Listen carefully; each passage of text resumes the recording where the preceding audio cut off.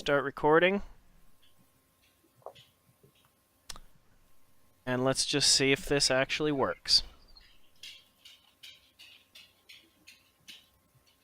If this actually works.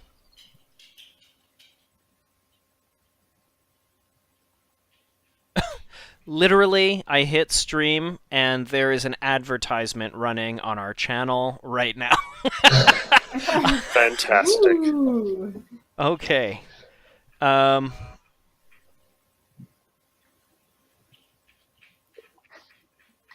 is that only showing the corner? Okay, welcome to High Level Games Presents Session 0 of Star Trek Adventures. Tonight we will be playing, or we'll be creating characters. This is Session 0, so we're going to talk about the kind of campaign that we're going to do. We're also going to be making characters for everybody. We have a general sense for the kind of people that we want to play as, but definitely we're having... we're going to have some new and interesting things happen.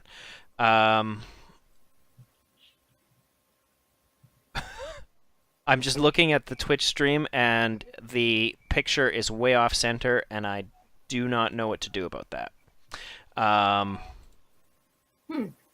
Interesting. You'd like to phone a friend? Let's try that 50-50? and see if that works.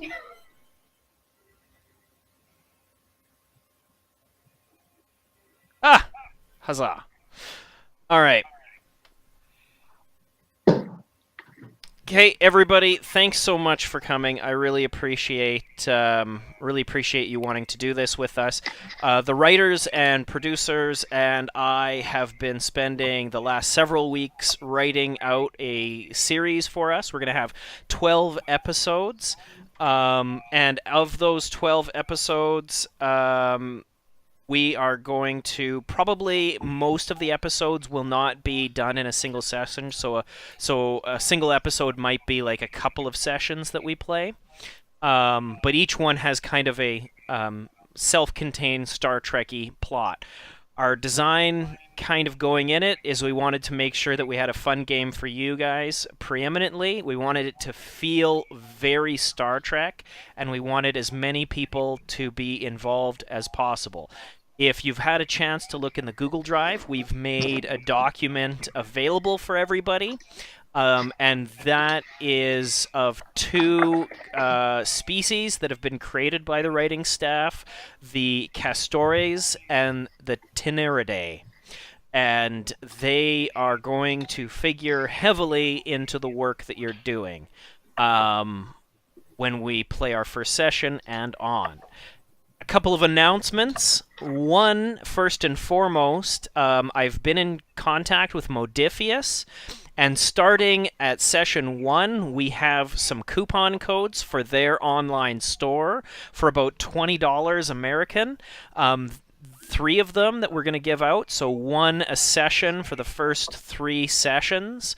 That's going to be out there. I haven't decided how we're going to give them out, but they're going to definitely be given out to people that are watching and stuff.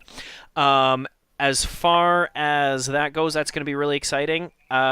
Further to that, a really exciting announcement for the players is that one of these 12 episodes, I can promise you, will be a Mirror Universe episode.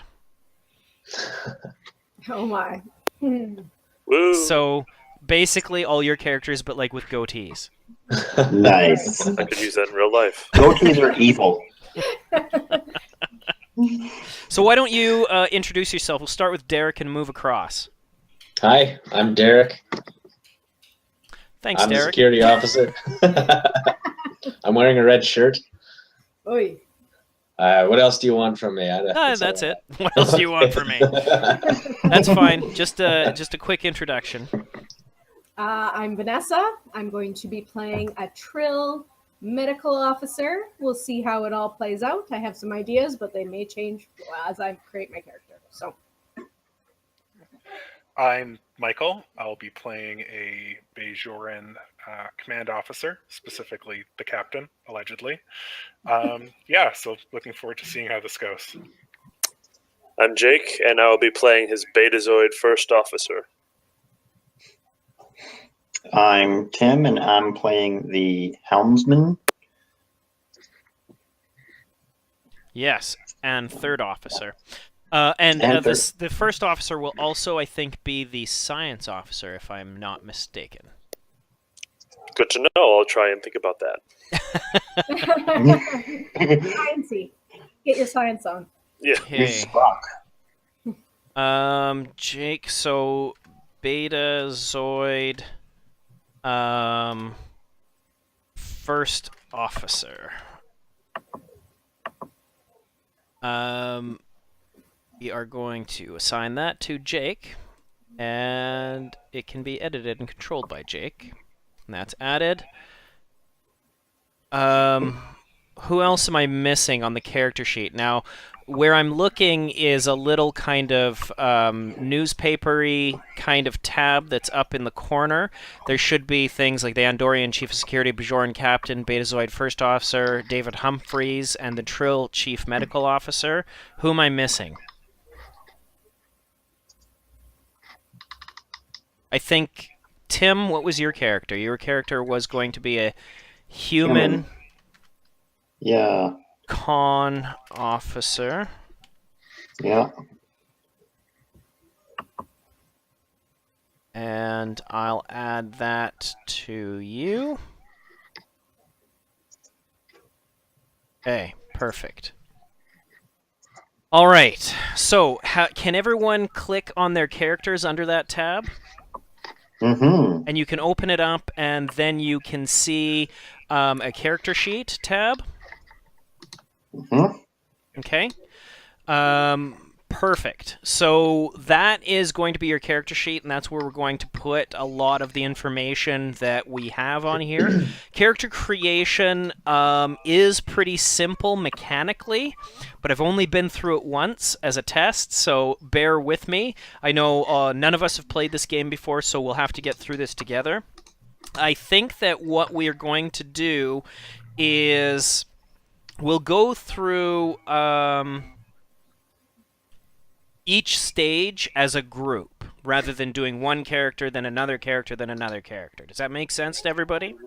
Yep. Yeah. Okay, so what I'm going to start with, if you're following along in your core rule books, it starts on page 278. And let's see, the first things first is...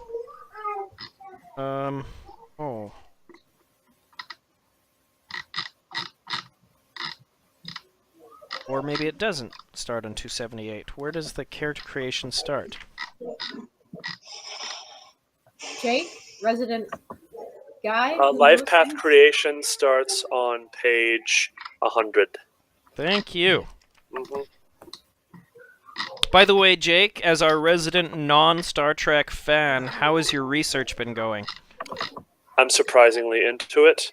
I've not gotten through all of them yet, but I think I'm all of the series now because it's really cool. Absolutely. It really is. Yeah.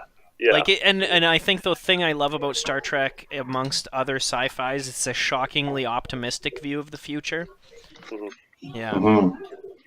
Mm-hmm. Okay, so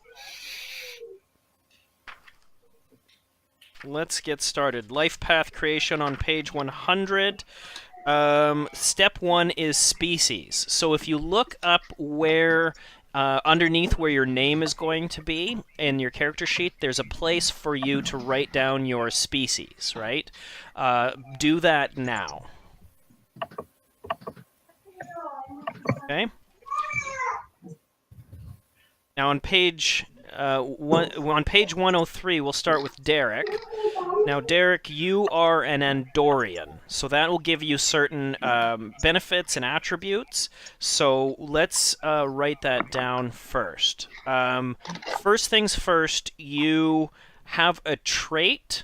So under traits, you're going to type in Andorian. Under traits, just Andorian? Yeah. You Okay. for sure start with one trait, and that is the trait of your species, but sometimes during character creation you add a second trait. Okay. Okay? Now, under your attributes, you see where those are? +1 daring, +1 control, +1 presence. Yes, you get +1 daring, +1 control, +1 presence. Now, is that... Oh, and that's in attributes, right? Attributes, yeah. So I would put daring up to 2, That's because right. it's currently at 1. Okay. Yep. Yeah, +1. whenever I through the process you get a +1 on something, you increase it to Okay. by 1, right? The next level. Okay. Okay.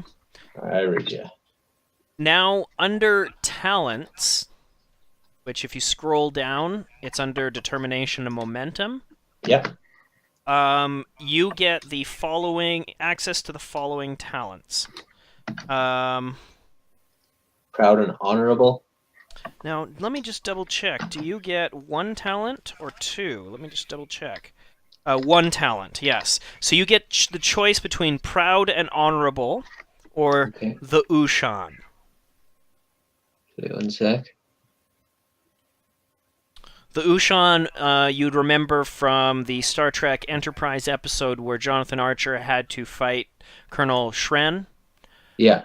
That's the Ushan. I think I'm more leaning towards the proud and honorable. Okay. So Yeah. that means your personal integrity is unimpeachable. You will not willingly break a promise made.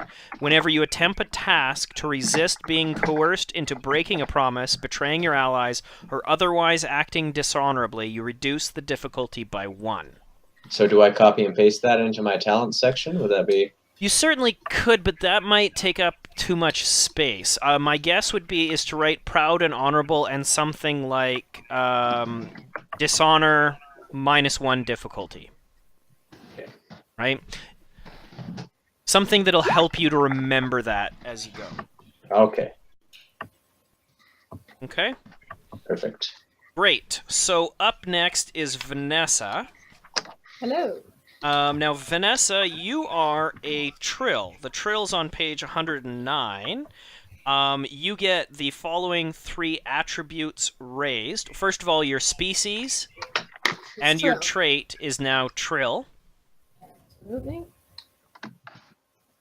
And your attributes, you get +1 control, +1 presence, and +1 reason. So let me know when you're done. Okay. So you also get within that you also get a talent, and you get access to the following 2 talents, either former initiate or joined. I am going to be joined. Okay. So you have a symbiont with lifetimes of memories to draw upon. Once per mission, you may declare that a former host had expertise in a relevant skill or field of study. You gain a single focus for the remainder of the scene as you draw upon those memories. Additionally, you gain a trait with the name of the symbiont. This reflects potential advantages of the joining. The ability to perform rites and rituals to awaken the past memories, and the vulnerabilities inherent in the connection. Former initiates cannot be taken if you have the joined. They're exclusive, obviously. So you will get a second trait. The second trait is the name of your symbiont. What is that name? Name of my symbiont. This is like the Dax symbiont. Right. Yeah. I know when I was looking, there was a list of options. Is that still true? I don't know. I don't see any Trill list, Okay. but there probably is one That was- somewhere. That was probably with the names Trill. Should I just make up something? Yeah. Ooh.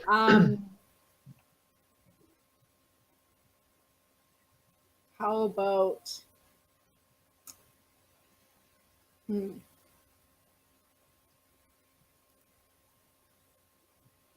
That. How do you spell that? I'm gonna do item.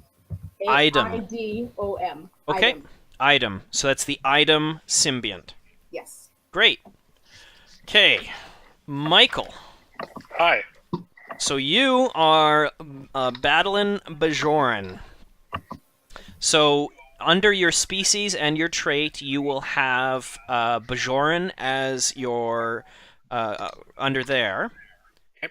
And then your attributes, you get +1 control, +1 daring, and +1 insight. Daring, control, insight. And as a talent, you get access to one of the following talents: Orb Experience or Strong Paw. I'm going to have to go with Orb Experience. Nice. All right. You have received a vision from the Bajoran prophets through one of the orbs. This rare experience, although confusing at first, has shaped your life and outlook. You have one additional value, reflecting the insights you gain from the experience. The first time this value is challenged, roll one challenge dice. If an effect is rolled, then some foretold element of the orb experience has come to pass, and the value is not crossed out as it normally would be. What is that value? So this is just something you make up. Okay. So, for example, with the chief engineer character that I made, his values are: Starfleet is a second chance for everyone, old equipment is better equipment, rules are suggestions, and the Orions aren't all bad. Right? So you make up a statement that kind of encapsulates those values. An example value might be, for a Bajoran, faith in the prophets. Okay. I'm thinking that as a Bajoran of command age, given the year this is set, Mm-hmm. My character likely would have had to have been a refugee during the last, 2/3 of the occupation. So maybe refugee experience. Refugee experience? Yeah, I can think of a better name for that over time, but just the experience of being a refugee and, having to relocate and integrate into a new society. So how about we call it something like what does your character learn by being a refugee? I feel like maybe being able to better empathize with the plight of, vulnerable species or species in peril. Oh, okay. Or the oppressed, maybe. Um, We can give that a catchier name than refugee experience. Yeah. I'm just thinking something like we're all refugees sometimes. Okay. Why don't we... Let's go with that for now. Okay. And if we want to relabel it, then, we can. Okay. Where on the character sheet are values? Oh, here they are. Oh, you got them? Okay. Yep. Okay. All right, perfect. Let's see. Jake, you were going to be a Betazoid. That is correct. And Jake chose Betazoid before viewing a single episode of Star Trek, which I found fascinating. This will be fun. All right. Your attributes, or of course, your species and your trait is Betazoid. Correct. Your attributes: +1 insight, +1 presence, and +1 reason. Correct. Okay. Now you also have one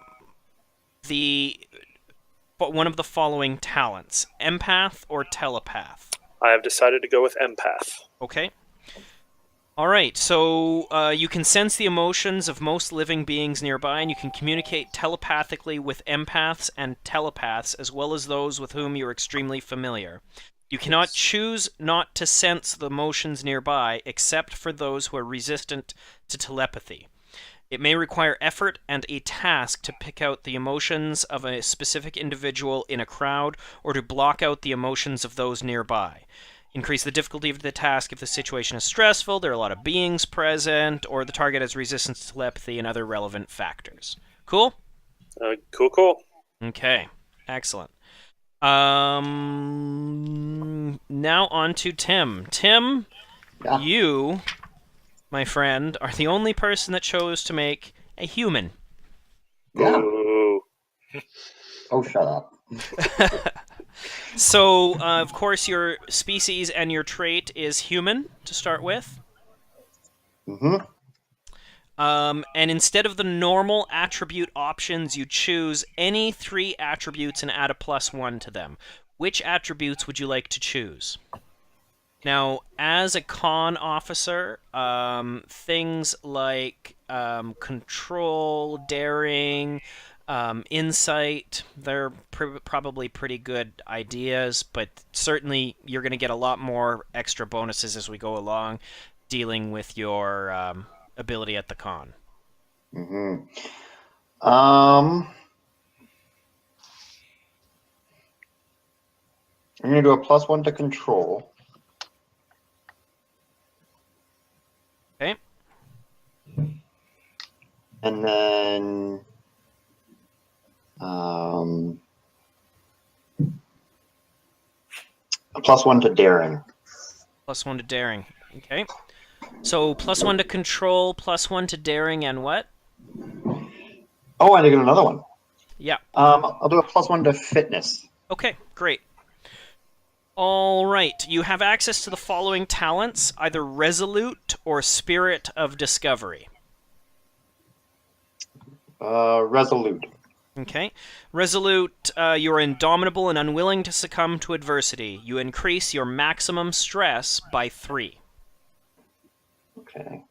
Now, at this point, I should point out that, in theory, only a few of these character types were actually required to take one of those 2 options on the species page, but I wanted to keep this simple and more quick, and in order to facilitate it feeling like that species as we're playing. Fair enough? Mm-hmm. Awesome. Okay, so now we have that. Step 2 is the character's environment. All right. So, we can do this one of 2 ways. You can either roll a d6 and see what comes up for your character, or you can choose. Derek, which would you prefer?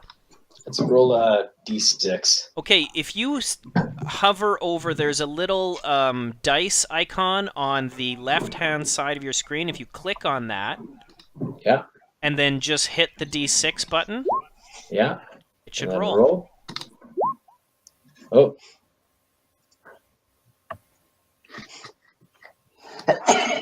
Maybe I'm a bit out to lunch on this. Oh, did you see it? Yeah, you rolled a D6, a D20, and then another D6. So, you rolled a 4 first. A 4 for the random environment table is a frontier colony. So this means that your character comes from a colony located on the fringes of known space, either on the edge of uncharted space or on the border with another civilization. Frontier colonists tend to be hardy and determined, even stubborn, and well prepared for the dangers that their home may pose. At this step, the character achieves a single value. This value should reflect the environment and culture the character was raised with. It's a good opportunity to consider how you view your own culture and how you connect or possibly don't connect to the philosophies and traditions of your people. So let's start there. Now, you are an Andorian by species, but you were raised on some far-flung, distant frontier colony. Do you have any clue where that colony might have been? I mean, you're Federation, so it could have been anywhere on the borders of the Federation. Let's put it closer to the Romulan neutral zone. Oh, interesting. So you grew up on a colony near the Romulan neutral zone. Do you find that do you feel your character has a strong connection to the Andorian homeworld and their culture, or they kind of resent them? I think they're proud of where they're from, but they have a strong sense of identity in where they were raised. Right. Does that mean? Absolutely. So let's create a value for that, and that is a statement that says something about your character. Sure. And I should mark this down in the values section. Is that? Yeah, absolutely. Okay.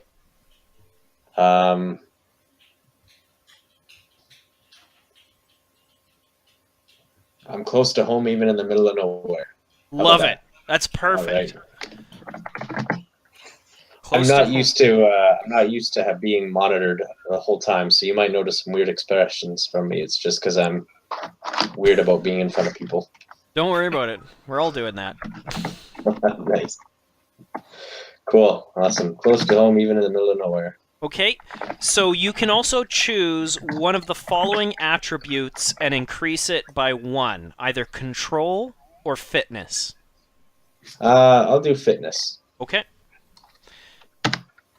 All right, you also get to choose one of con, security, or medicine and increase it by 1 in your disciplines.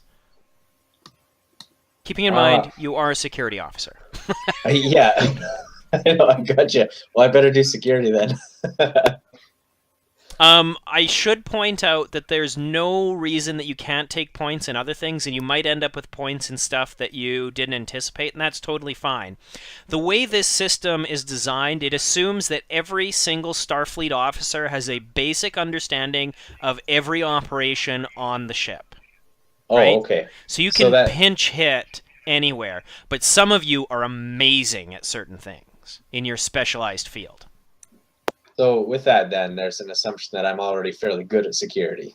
Well, right now, at a 1 in your discipline, yeah. So you should have 1s across the board. That is a basic ensign's understanding. Like, you've done simulations, you've done training, you've gone through Starfleet Academy. You could, in a pinch, you can do it. At a 2, you're already a cut above. Okay. Well, right? I'll definitely stick it in security for now. Okay. All right. Perfect. So let's move on. Who's next? That's Vanessa. Vanessa, would you want to roll that, or would you prefer to choose? Roll it. Okay, roll a d6. 6. A 6. So that is growing up on another species world. Ooh. So this character grew up amongst another species. They might have lived amongst a small enclave of their own kind, or they have been orphaned by some manner of disaster and raised by aliens. Woof! Woof! Whatever the situation, the character has unique perspectives on their own species and on those they were raised alongside. What species were you raised with? Oh, that's a good question. Let's say I was raised with...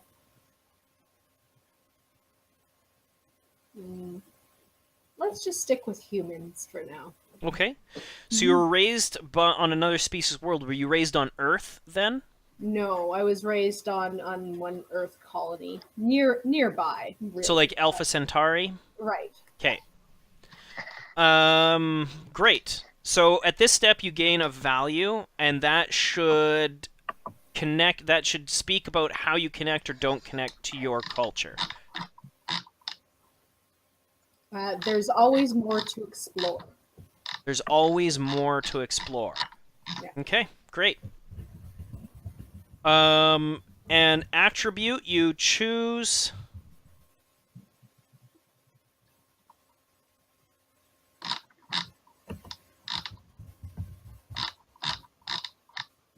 Okay, so apparently your attribute you choose or randomly roll another species from step 1. Which in this case, I think you said human, and then you choose one of the attributes that species gains a bonus to and increase it by +1. Since you chose human, you can raise any attribute by +1. Let's go with insight by 1. Okay. Insight by 1. All right. And you now may choose any discipline, and you can raise that discipline by +1. Let's go medicine. That's probably not a bad idea. At this point, I'm really leaning towards making the rest of you randomly roll. Michael, why don't you roll a d6? 5. Starship or star base? Okay, so the character grew up in space, traveling aboard a starship or living aboard a space station or starbase. While they're unlikely to have lived aboard a Starfleet vessel, only some of them carry families. Many freighters, transports, and other civilian vessels have a tradition of family or generational crews, and many officers take families postings to star bases and so on. This actually fits pretty well with your refugee situation, because what that doesn't say that you necessarily were in a camp on Bajor, as much as you might have been forced out of your home and you were wandering the stars in a ship, or you grew up on a star base somewhere, or something like that. Your mic is off. Is that better? Yep, that's better. Oh, perfect. Let's go Starship. Okay. And are you thinking this is kind of a refugee ship? You grew up amongst other Bajorans that were fleeing the Cardassian persecution? That is what I'm thinking. Great. I love that. All right. At this point, you gain a value. Okay. So at the same time as the character has had an orb experience, I think maybe has, seen a lot and grown up with a lot during the occupation, which maybe has somewhat shaken their faith in the prophets. Shaky faith. Shaky faith and trying to reconcile that with this mystical experience. Okay. I think shaky faith is a good title for it, and that encapsulates all that movement. Okay. Okay, so value added. All right, so attributes. You can either choose to increase by 1 control or fitness. Let's go control. Okay. All right, Jake. All right, let's roll it. A 6, another species world. Fantastic. So you're a betazoid. Where did you grow up? I like the idea of growing up with humans as well. Okay. That seems comforting. Did you grow up on Earth or somewhere else? Maybe near Earth, Luna, Mars, something like that. Oh, on the Luna colony. Yeah, that's fantastic. Okay, that sounds good. Yeah. Okay, so you grew up in another species world. Let me just look that up again. So at this point, you choose a value. This value should speak to how you relate to your own culture. Okay. I'm going to think being a betazoid growing up amongst humans, being an empath, feeling all these emotions. Peace through understanding. Nice. Nice. Peace through understanding. I like it. Attributes, you chose humans, so you can increase any attribute by 1. I'm going to increase insight. Mm-hmm. And I 10% feel that the rules lawyer amongst us just got one over on me. Anyways, and you also get to increase one of your disciplines, any one discipline. I will increase science in this case. Okay, makes sense. All right, Timothy. 6, another species world. So you are a human, and where did you grow up? Everyone else is growing up in your culture. I want to grow up among the Klingons. Amongst the Klingons. Huh. Interesting. Interesting indeed. Okay. That's going to take a second to figure out. Okay. Way to throw me a curveball. Okay. At this point, what you're going to need to do is you're going to need to tell me a value that has to do with that.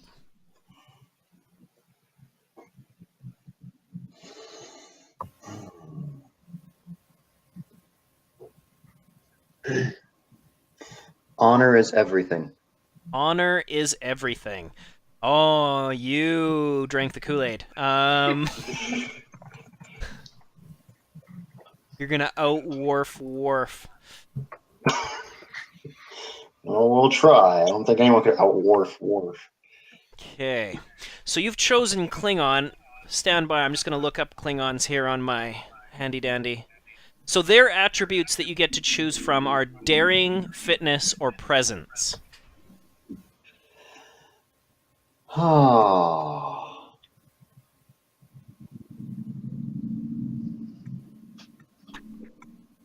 Now, We'll go presence with comes daring. into consideration when you're like giving commands or intimidating people or talking to people. Yeah. Daring comes in if you're doing like sketchy shit.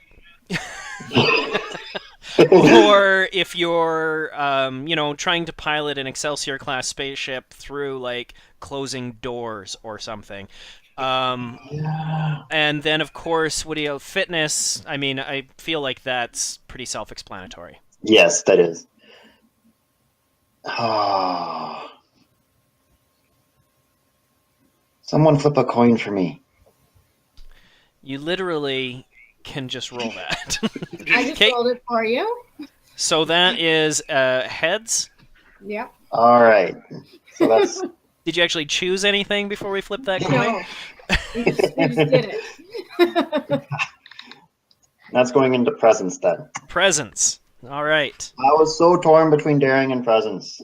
Great. So you may choose any one discipline and increase that discipline by 1. I'm gonna do con. Makes sense. Great. So checking in with everybody, how are we feeling about the process so far? Very good. It's good. Great. Are you starting to see kind of how a character could take shape with this? Hmm. Great. Yeah. Mhm.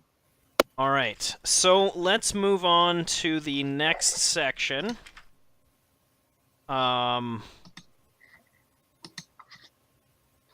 Step 3 is your character's upbringing. So we have a random upbringing table, and since random rolling seems to be doing so well, I think that I like to do that. Which is probably making Jake die a little, but that's part of the pleasure I'm taking. I had a great character in mind too. Quinn likes making people die a little. Yeah, Just a little. yeah. So, Derek, why don't you roll a d6? Sure. So this is my ignorance. Okay, there we go. Okay, 6 is what I rolled. Great. Oh. No, that's good. Okay. 6. So 6. So what upbringing is the nature of the person's family and upbringing, and that you can have a massive impact on you, obviously. And so this is going to be a part of what it is. So we started with your species, and then we move on to where you come from, and then we move on to kind of like what you were doing there, essentially. What you just rolled was diplomacy and politics. So this character has been exposed to the complexities of political thought and the nuances of diplomacy since they were young, perhaps because a family member was involved in those fields. What do you think? I like it. Okay. So tell me really quick who was in your family was involved in diplomacy or politics? My mother. Your mother? You Yeah. grew up off-world, didn't you? Yes. And you grew up on Alpha Centauri, was it? No, I think so. I didn't. Well, I didn't mark that down. Romulan. near the Romulan neutral zone border. Near the Romulan border. Right, some kind of a colony near the Romulan border. And so your mother was involved in politics. What did your mother do in politics? Was she the leader of this colony? Was she some kind of a liaison between the Federation? What did she do? Let's say she was charged with putting out fires if something minor escalated between the Federation and the Romulan Empire. So kind of like a local minor diplomat. Yeah. Okay. Yeah. Okay, great. All right. You are disciplined and well-versed in the arts of debate, increasing your control by 1 and your presence by 2. Control by 1 and presence by 2? Yeah. Okay, so my presence is at a 5. Okay. Or should I have said that? Is that a Presence secret? is at a 5 already? Yeah.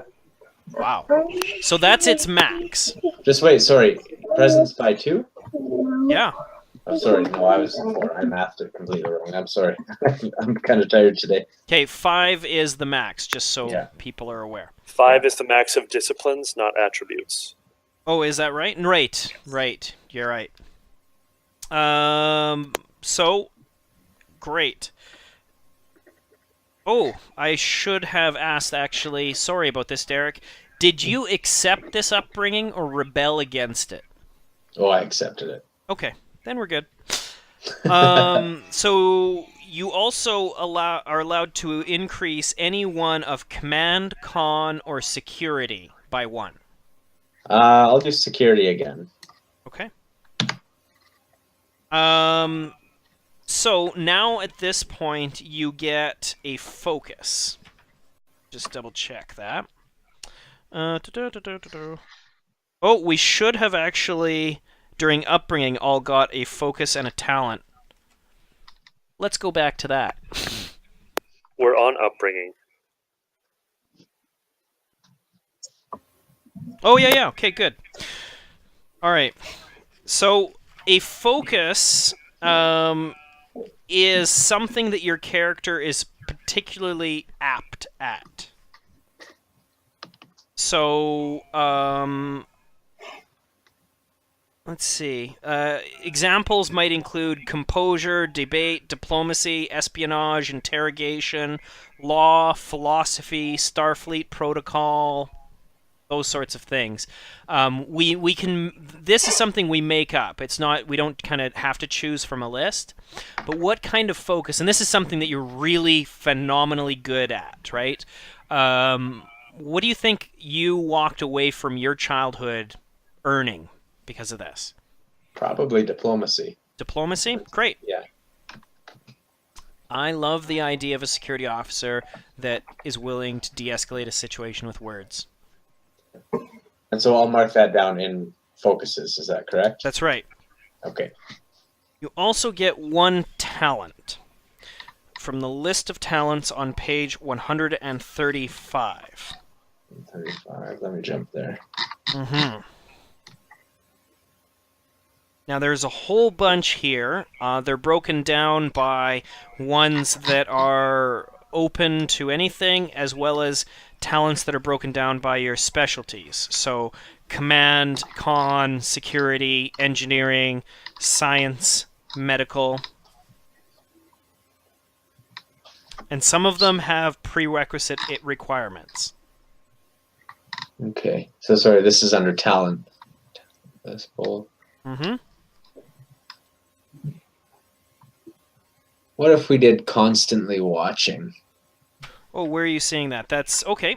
So there's no requirement. So when you attempt a task to detect danger or hidden enemies, you reduce the difficulty by 1. It's a great one. Great. Okay. I will mark that down. Something I don't want to disparage your upbringing at all, but it feels like if you got that through diplomacy, you've had some trauma in your background, sir. I guess we'll find out. All right. Okay, so I think that's everything that you get for upbringing. Great. All right, upbringing, Vanessa. Roll dice. 1. 1. And then 6, apparently. Great. 1. 1. All right. So a 1 is Starfleet. Ooh. So this character's family may have a strong tradition of Starfleet service, with at least one member of the family in every generation serving the Federation in this way. Perhaps both the character's parents are Starfleet officers who met in the service. Either way, your formative years were formed by Starfleet. What does this mean for your character? So you're a Trill that grew up on Alpha Centauri. Yes. Right. And so you're amongst humans. That's who you belong to. Were you assigned there as part of a Federation mission of some type? Your parents? Or did was one of your parents in Starfleet and that goes back several generations, or what? I think both of them were in Starfleet, Mm-hmm. and that's where they were assigned to together. Okay, nice. So possibly in your very early years before you have memory, they were on a starship, and then once they had you, they transferred to this more stable environment for their kids. More family friendly. More family friendly. What were they doing on Alpha Centauri? It's a very major colony. I think it's a population of like 1 billion people. I think that my mother and father were both involved in like collecting information from different science officers that would stop by with their data and their experiments, and they were really involved in that process. Okay. So they kind of coordinated and worked with science missions that were... Yes. Okay. They were sent out, yeah. Great. So did you accept this upbringing or rebel against it? I accepted it. Okay. So the orderly, purposeful life increases your control by 2 and your fitness by 1. Okay.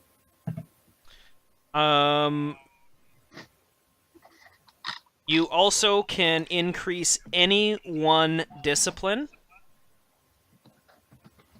Let's put one in science. Okay. And you should have a focus to relate to your connection to Starfleet. Examples might include astronavigation, composure, extravehicular activity, hand-to-hand combat, maybe renamed to a specific martial art, hand phasers, small craft, Starfleet protocol, starship recognition, Starfleet history, whatever. And this is one I make up, or Yep. There's a list. Let's go with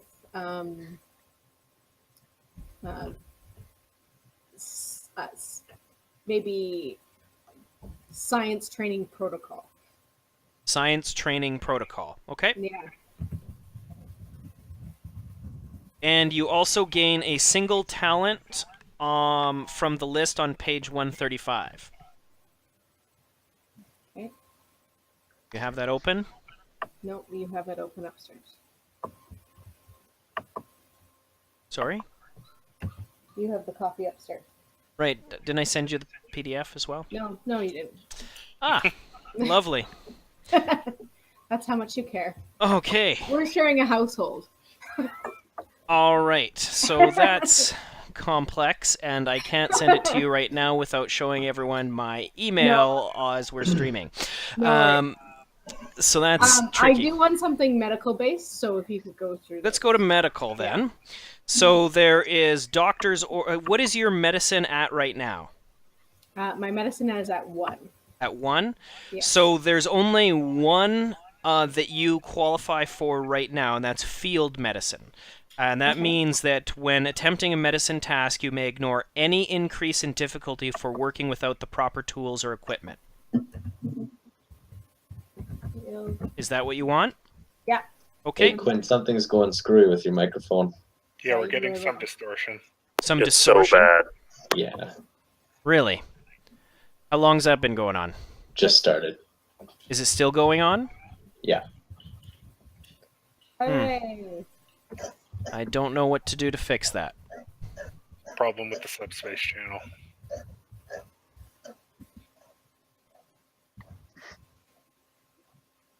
Okay, how about now? Still doing it. Yep. There is literally nothing I can do about that. It's not Is enough Vanessa anything. coming across distorted at all? Nope. Nope, she's good. Okay. Sorry, you're see. just distorted, hun.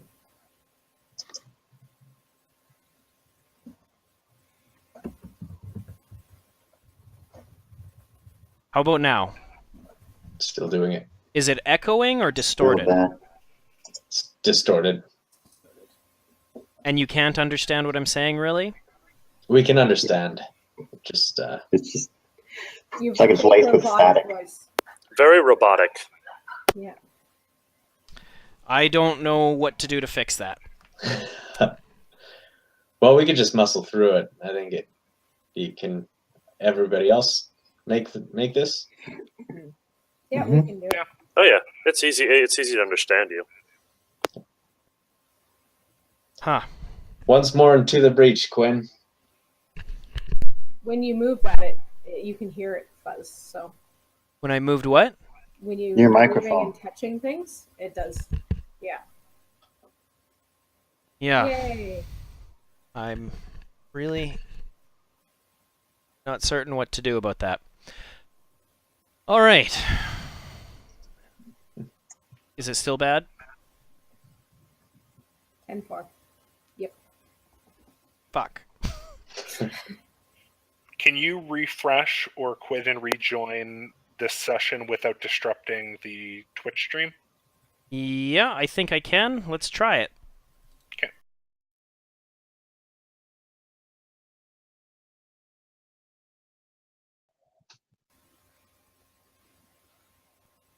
All right. How is it now? Yay! First, 2 thumbs up. Except it's still your voice. That is troubling. I'm sorry. All right. So let's continue on. What did we have finished for you, Vanessa? I just finished getting the field medicine talent. Okay. The only talent I could have. All right. So at this point, we'll move on to Michael. Sounds good. So roll 1d6. That's right. Nope. You just typed roll 1d6.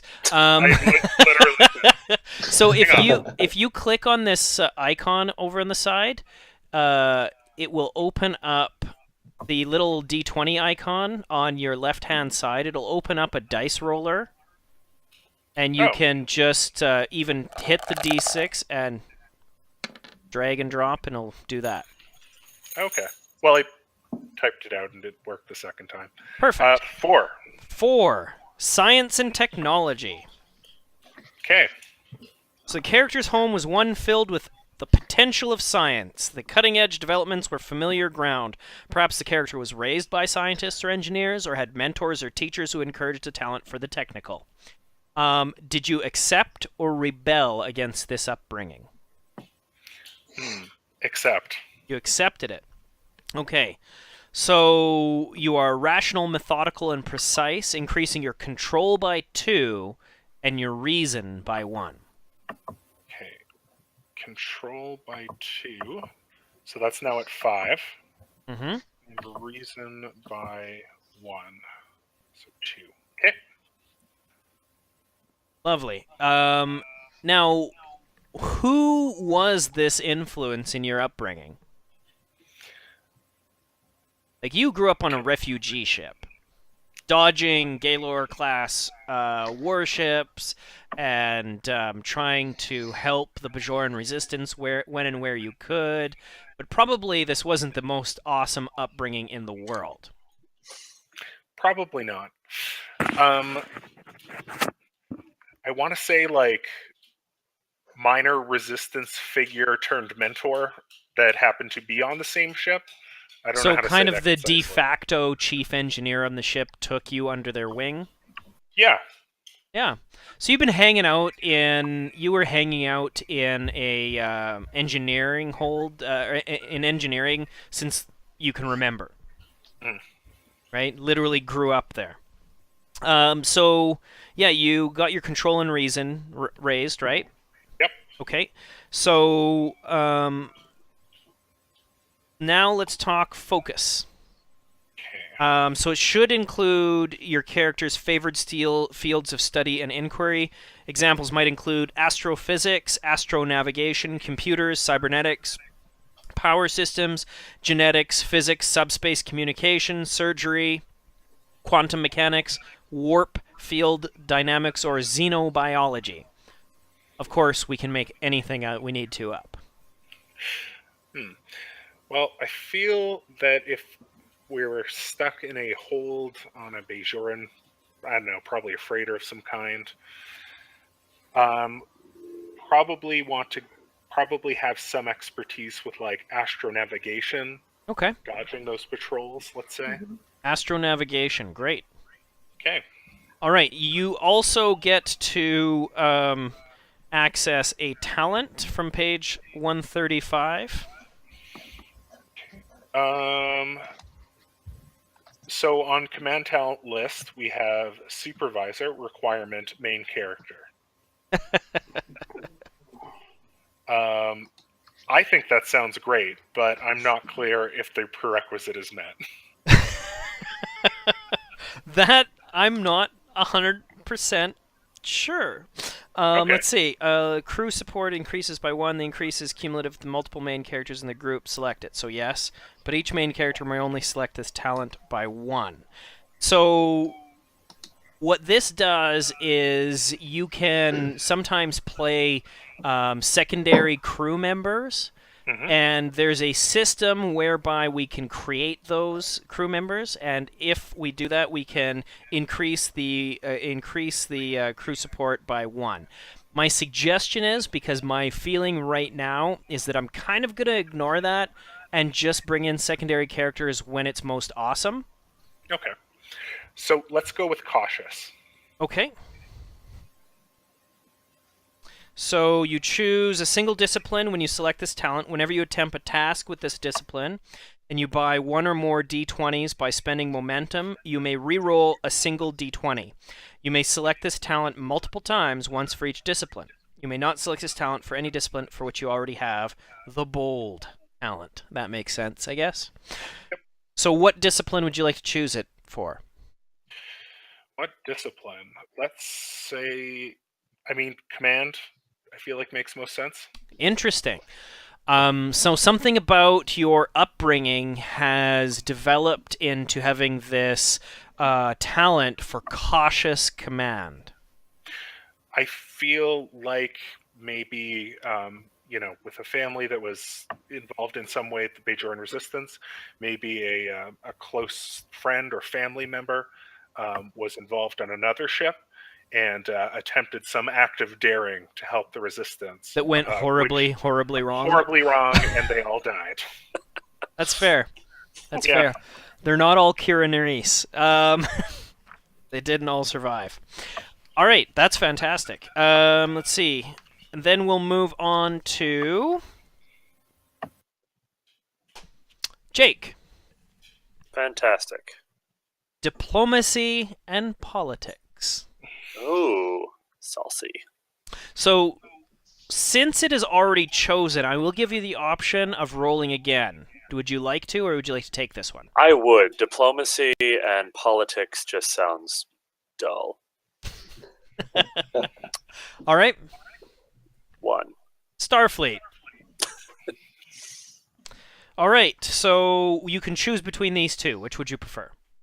Between Starfleet and diplomacy, well, my reroll got one that I think I'll go with. I'll go with Starfleet. Okay.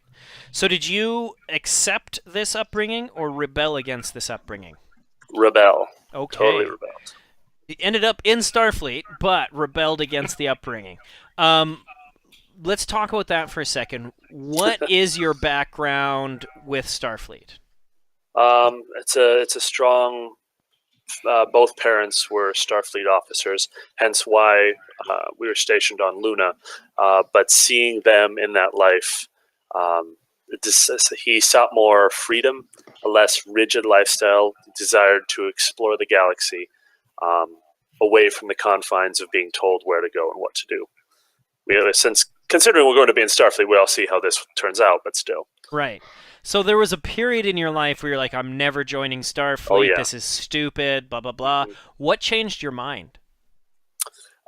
Seeing the fact that with Starfleet will take you to the places that he can't get to otherwise. Right.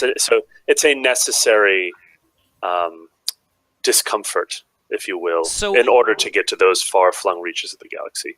So is this kind of why your character has these twin, like partially you're the first in command or second in command of this starship, but also you are the science officer.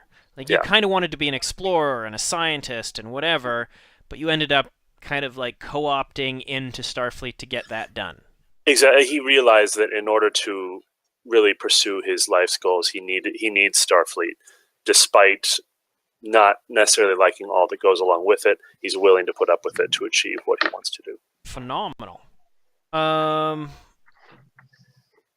that Okay. my doorbell or was that yours, Quinn? That was mine. Okay. All right. So your attribute since you rebelled is you increase your daring by 2 and your insight by 1. Okay. And you do. It allows you to increase any one discipline. I'm going to increase command. Okay, that makes sense. And you do get a focus. Ooh. And focus for being in Star. Oh, that's...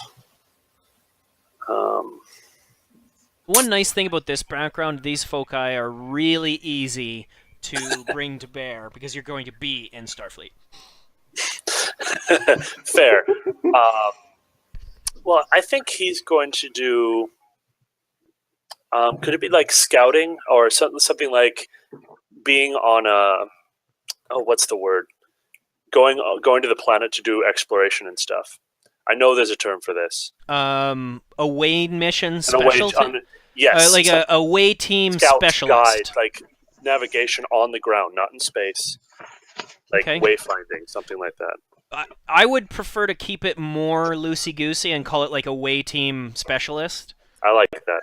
That way you can use it in more places. Especially since you're the first officer likely to lead away missions. Yes, yeah. That was my thinking. No, I couldn't come up with the words away team. That's fair. We're doing this. It's fine. You okay, Derek? Had an earthquake. Oh. It's pesky Edmonton earthquakes. Self-imposed. All right, so you also, after the focus, you get a talent from page 135. Mm-hmm. And what I was wondering, I mean, some of them require skills of 2 or 3 plus. Does that mean at the end of character creation? Because some of them that I want require a command of 3, and if I can work up to that, I'd appreciate it. Or does it have to be what I have now? Because what I have now is like 1s. It kind of has to be what you have now. Okie dokie. Then I will go with...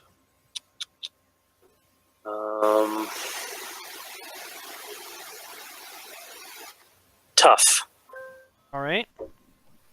Let's see, where's tough? Okay. So whenever you avoid an injury, the cost is reduced by 1 to a minimum of 1. Awesome. Sure. All right. Perfect. So that's for Jake. Now, Timothy. Yeah. Roll a d6.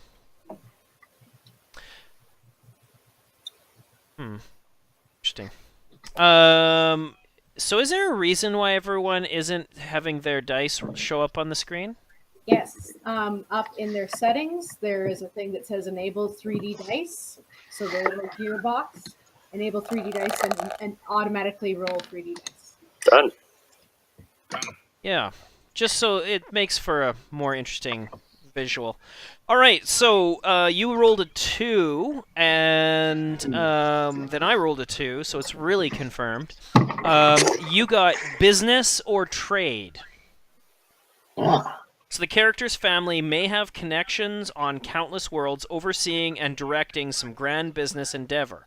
They might have been traders or involved in interplanetary freight. Either way, the character has grown up encountering people from all walks of life, including those from outside the Federation, and their outlook on life has been shaped accordingly. Did you accept or rebel against this upbringing? I accepted it. You accepted it? Mm-hmm. All right. So, tell me about that. When you talk about business or trade, what does that mean? Now, where did you grow up? Among the Klingons. Amongst the Klingons. Wow.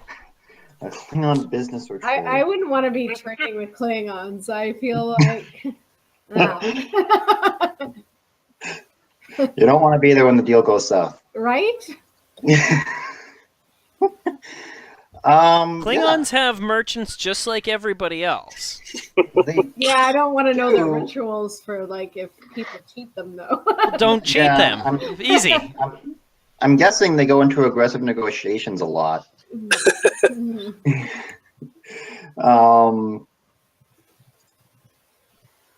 Yeah, it would have been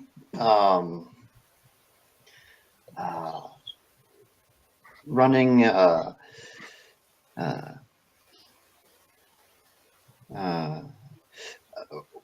working for that their trade was as hunters. They would be there. They would provide pelts for those who needed them, and take other Klingons out on hunting expeditions. So they and guide ran them. kind of like a hunting company? Yeah. So it ran like basically kind of safaris and stuff. Yeah. Interesting. Very interesting. Yeah. And so most species have given up on hunting for sport, as Picard so sanctimoniously will remind you. But yeah, not Klingons. But not Klingons. Hells no. All right. No, although the difference with Klingons is after we kill something, we devour it as a feast. Right.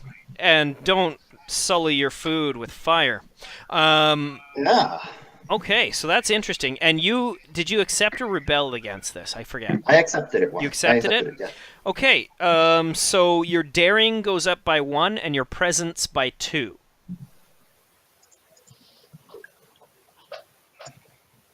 Okay. And next you'll have a focus. So your focus should relate to the nature of your family business. So that might be finances, geology, linguistics, manufacturing, metallurgy, negotiations, or survey. What is your focus?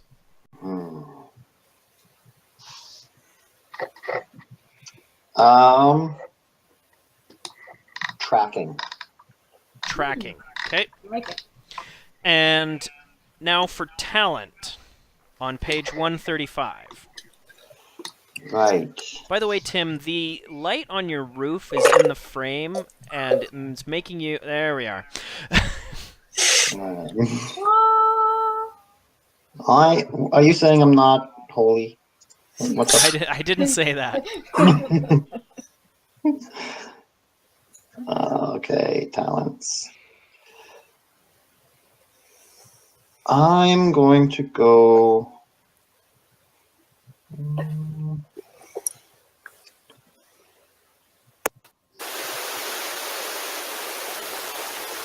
Oh, what's that?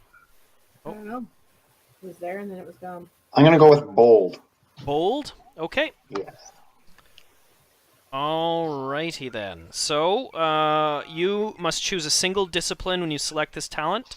Whenever you attempt a task with that discipline, you buy 1 or more d20s by adding to threat. You may re-roll a single d20. You may select this talent multiple times, once for each discipline. Which discipline would you like to choose? I'm going to choose.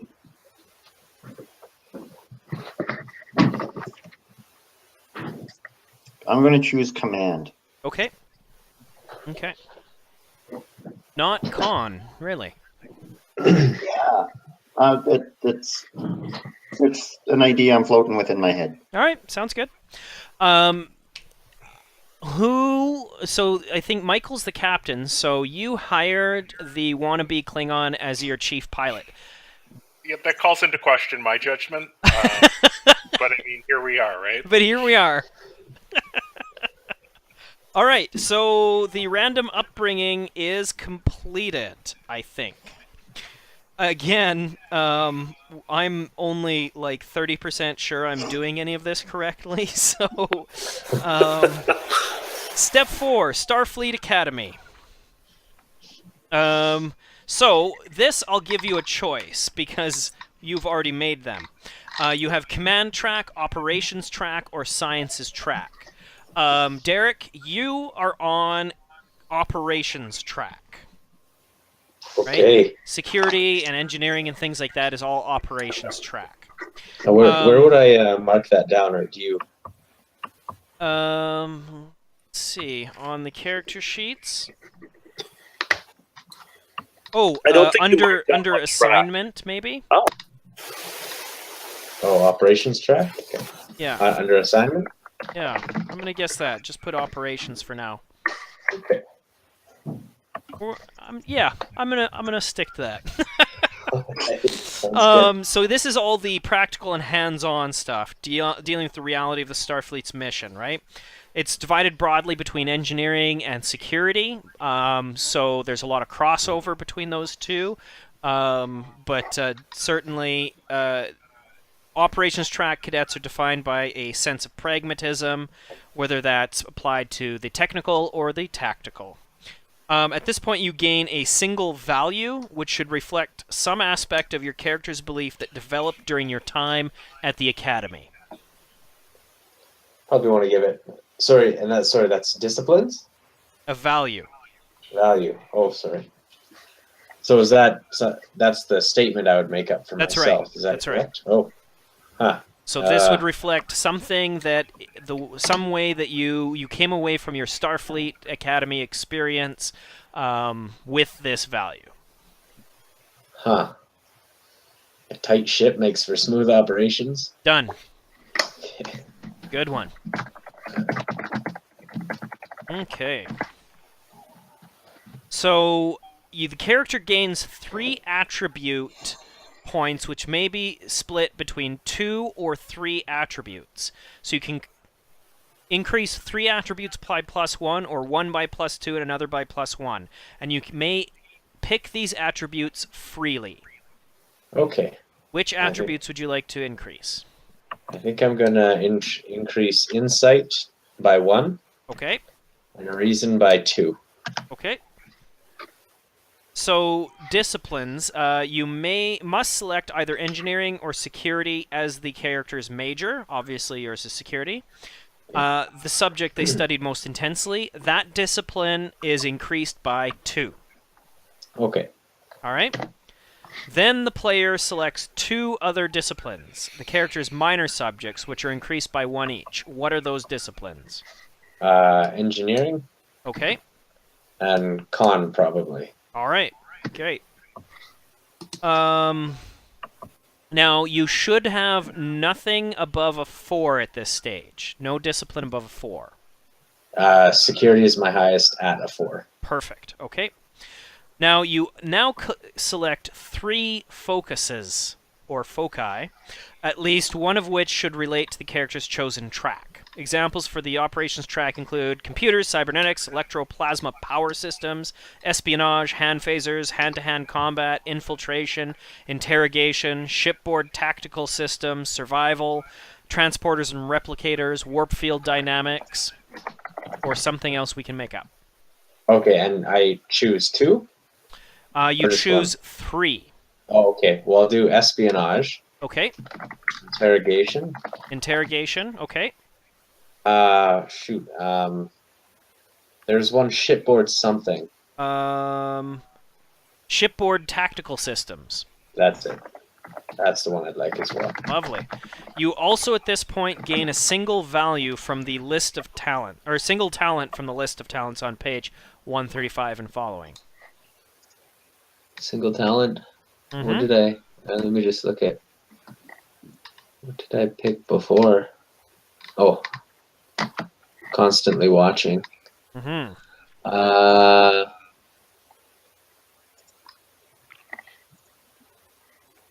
I'm gonna go with collaboration. Okay. Let's see. Where's collaboration? Oh, there it is. So you can choose a single discipline when you select this talent. Whenever an ally attempts a task using that discipline, you may spend 1 momentum immediate to allow them to use your score for that discipline and one of your foci. What discipline would you like to choose? Could you repeat that? I didn't really I didn't really absorb what you said. Okay, so you choose a single discipline when you select this talent, right? Okay. Yeah. And whenever an ally attempts a task using Yeah. that discipline, so let's say you chose security, right? Yeah. And someone else tries to do a task using security, you can spend 1 momentum, which is an asset that you're going to have during the game. Okay. And you allow them to use, instead of their score, you can use your score plus one of your focuses. Okay. I think I'm gonna increase con. No, you don't increase it. Oh, sorry. You choose it, and Sorry, I'm using that. When you select this, whenever an ally wants to do something for that, so let's say Vanessa, the chief medical officer, wants to do something like fire a phaser. She's probably not going to end up being very good at that, but you can use this to say, well, instead of using your score, you can use my score. Oh, okay, I see. Gotcha. So I have to pick one of those disciplines. That's right. Okay. Well, obviously, security. Sure. Okay. So collaboration with security. And I think that's it for that.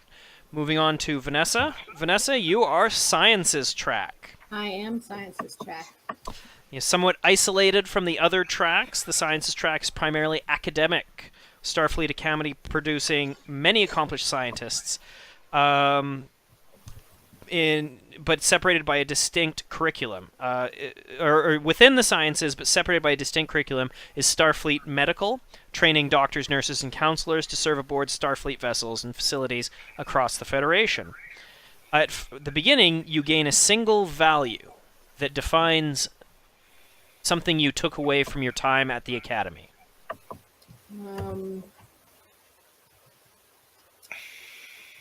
My value that I took away from the academy is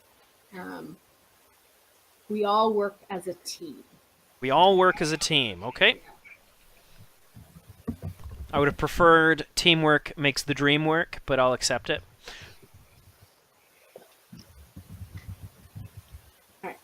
All right. Attributes. Character gains 3 points where you can either split between 2 or 3 attributes. Either 3 attributes getting a +1, or 2 attributes, 1 getting a +2 and 1 getting a +1. All right. I'm going to bring my insight up to 2. Okay. And then my reason up 1. Okay. What are those at now?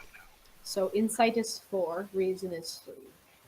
Okay. Control is 4, fitness is 2, presence is 2, daring is 1. I'm not very daring. Okay. So disciplines. You now choose medicine as your major. That is the subject you studied most intensely. That discipline is now increased by 2. Okay. Okay. No discipline should be higher than 4 at this stage. Correct. Okay. Then you select 2 other discipline, and those are your minor subjects. What other 2 disciplines are you going to choose? I'm going to go with science, and then I'm going to go with con. Okay. Got a lot of pilots in this group. So now I'm starting to get the captain's decision. He's a mighty fine pilot, but just in case. Some redundancies in there. Just in case there's some kind of honor-bound oath that requires him to kill somebody, you have backup pilots.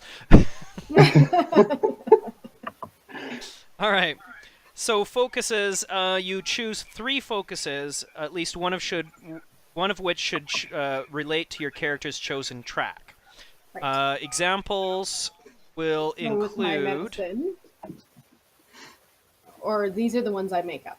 Well, you can make them up, or there's a list. Anthropology, astrophysics, botany, computers, cybernetics, emergency medicine, exotectonics, genetics, geology, infectious disease, linguistics, physics, psychiatry, quantum mechanics, trauma surgery, virology, xenobiology.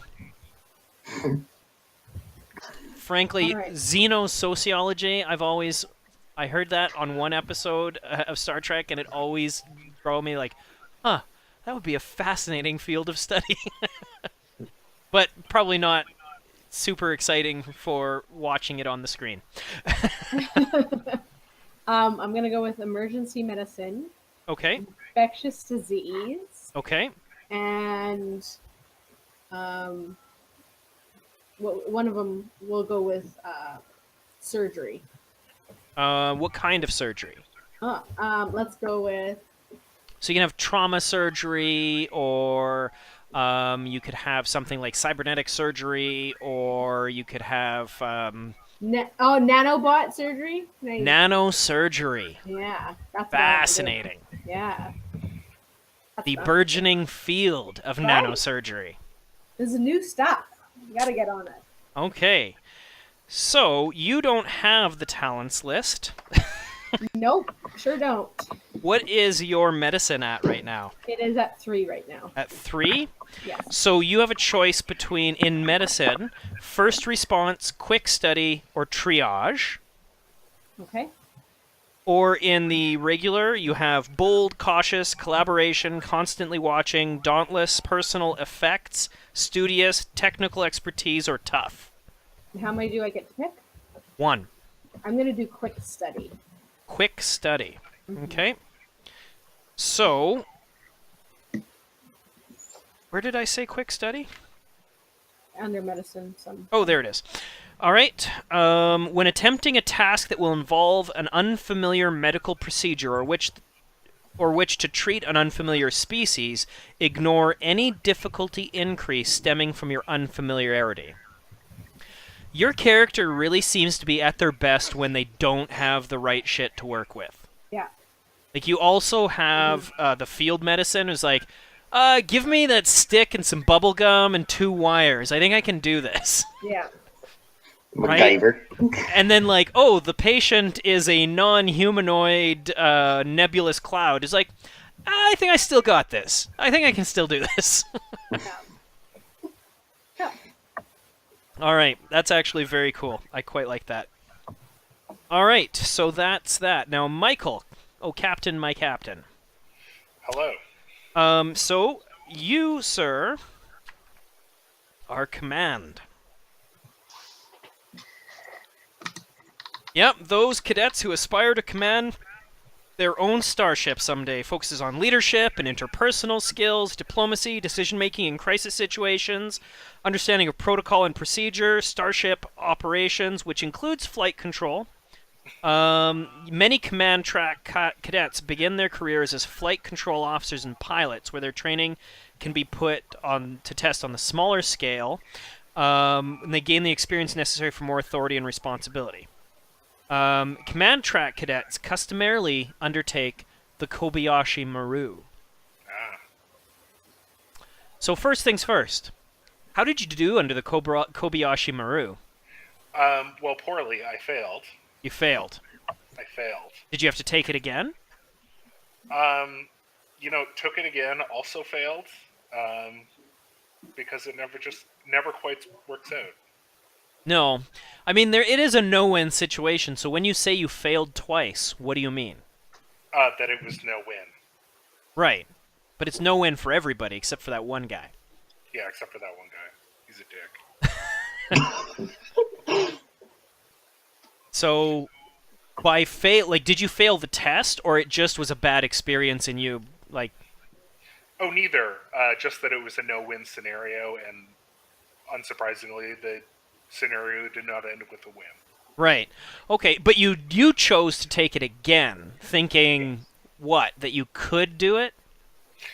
That maybe if the ship or the crew had performed slightly better, that things might have turned out differently. Interesting. Okay. So at this point, you gain a single value, which should be part of the beliefs you've taken up during command track training, Starfleet Academy. Okay. Something to the effect of, and I'm thinking back to the cautious talent. Mm-hmm. Like this character really sees a use for, and sees the value in doing a lot of things by the book and by procedure, acknowledging that often those things have the best outcome. Okay. So what would we call that? What would we call that? I mean, I guess the simplest, by the book. By the book? Sure, yeah. Let's put it down. Okay. Okay. Attributes. Character gains 3 points, which may be split between 2 or 3 attributes, as we've been talking about. Where would you like to put those? I would like to put attributes into presence and insight. So 2 in one and 1 in another? Yeah, let's go 2 into presence for a total of 3, and 1 into insight for a total of also 3. Okay. All right. Now disciplines. You must select con or command as the track. I'm guessing command for you. So which you studied most intensely, and that discipline is increased by 2. Okay. What does that increase it to? 2. Okay. Interesting. And you now have 2 minors, which you can choose, and you can pick those attributes freely, or pick those disciplines freely, and they're increased by 1. Let's go science and engineering. Science and engineering. Now remember that none of these disciplines can be higher than 4 at this stage. Okay. Okay. All right. Focuses. You get 3 focuses that should, at least one of which should relate to your character's chosen track. Examples for command track focuses include astronavigation, composure, diplomacy, extravehicular activity, evasive action, helm operations, inspiration, persuasion, small craft, starship recognition, Starfleet protocols, team dynamics, or something we want to make up. Okay. Let's go with Starfleet protocols. Okay. You writing that down? Yes. Okay. Starfleet protocols, evasive actions, and let's go like diplomacy or... Okay. Yeah, diplomacy. Diplomacy. Okay. All right, and you now also choose a talent.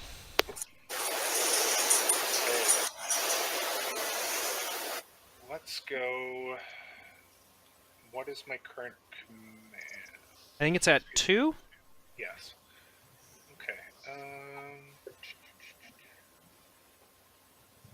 Let's go with studious. Studious. Okay.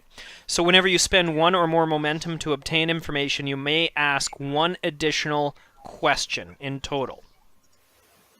Okay. Right? So that comes up to a mechanic like you'll do a task to gain information about something, and I'll say, okay, you get X amount of questions. Whatever questions you can ask, you get 1 more than you would have. And so you're able to get more information through those questions. All right. And next, Jake. Yes. Now, this is a question. I think you're probably sciences track, but there's an argument to be made for you being con track. I would make the argument for the command track. Command track. Yes. Okay. All righty then. So, command track, that means first we'll start off with a value. Okay. And First of all, before we do that, do you know what the Kobayashi Maru is? The unsolvable test, I have a basic understanding. Okay, how'd you do? He failed spectacularly. The spectacular, he made a bold choice in an attempt to save the freighter. I mean, it obviously ended up with the destruction of his ship and crew, but his bold move was admired by some. What was the bold move? What did you do? Did you like ram them or something? Uh, I'm not 100% sure the situation, so can't get into too much specifics about it because I just don't know the full story of the Kobayashi Maru. But it was But I'm incredibly guessing bold. a bold, aggressive action.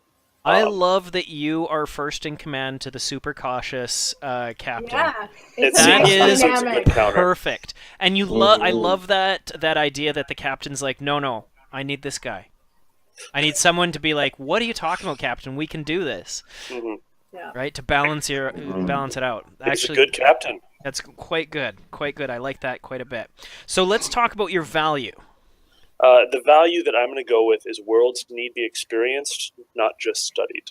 Nice. With the idea that science is his secondary discipline, but he doesn't approach it from a reason perspective. He approaches it from an insight perspective. Great. To be, more felt and, they understood by doing, not just reading about it. Great. Sounds good. All right. Perfect. So attributes gain 3 points. You may pick those freely, of course. 2 into presence, 1 into fitness. Okay. Disciplines, you choose either command or con as your character's major, Command. and that you increase that discipline by 2. Mhm. And then you select 2 other disciplines. Those are your minors. Science and security. Okay. Now remember, no discipline may be higher than 4 at this stage. Okay. Now you get 3 focuses. And what I'm thinking is, so I took Starfleet protocols, Okay. team dynamics, Okay. and botany. Botany. Great. In the science track. That's fantastic. That's fantastic. Keeping in mind that, as I said, only one of these had to be from that track for the focuses. Yep. Yeah. So now we also have a talent on the docket. This is fun. I'm excited about my talent. So I am choosing to go with follow my lead. Follow my lead. So you have the command requirement. Yep, 3. Once per scene, when you succeed at a task during combat or another perilous situation, you may spend 1 determination. If you do, choose a single ally. The next task that ally attempts counts as having assistance from you using your presence plus command. Very cool. That is cool. Very cool. I'm so I excited. want you to notice, like Derek has some of this as well with his collaboration. A lot of these talents aren't necessarily going to make always you the awesome one, but you do something that helps the team, Yeah. which is Very very Star friggin' Trek. Star Trek. Yeah. I like that. Yeah. All right, cool. Now we're on to Tim. Now, All right. Tim, I would be command being the helmsman, right? yeah, command and con. So, Yeah. First things first, let's talk about the Kobayashi Maru. I don't think it went very well. He's probably known as one of the guys who has taken the test the most. He would have just kept going and doing it and doing it and doing it and doing it and doing it and doing it and doing it. Kirk, beat this. How do I can do it? Ah! Yeah, basically, yes. I thought the first time he did it, he came up with a strategy of like, I'm gonna put all the weapons power, I'm gonna shut them off, I'm gonna put it all into shields. But I'm gonna do like this series of flybys at warp, going back and forth, in and out of the Klingons' weapons range. And when I'm in transporter range, dropping the shields for a quick second, beaming as many people I can off the freighter. And over and over again, that caused the destruction of your ship. But you're Yeah. like, no, I can do this. Yeah, he probably worked on that strategy like the first 5 times he did it. The first 5. Yeah. I love that Michael took it twice. He did it once. He's like, no, I can do better. And did it again. There was like, no, okay, you know what? That's how it's going to be. Jake failed spectacularly, but it was a really bold maneuver. You just kept going and kept going and kept going Like, till they probably were like, fix this, listen, figure this bro. out. Okay, I love it. Okay, so let's talk about a value that you learned while studying this command track. The value I learned was never cruel or cowardly. Oh, I was thinking persistence is futile.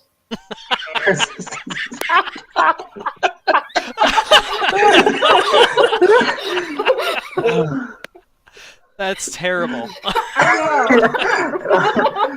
I don't think that's a value, Vanessa.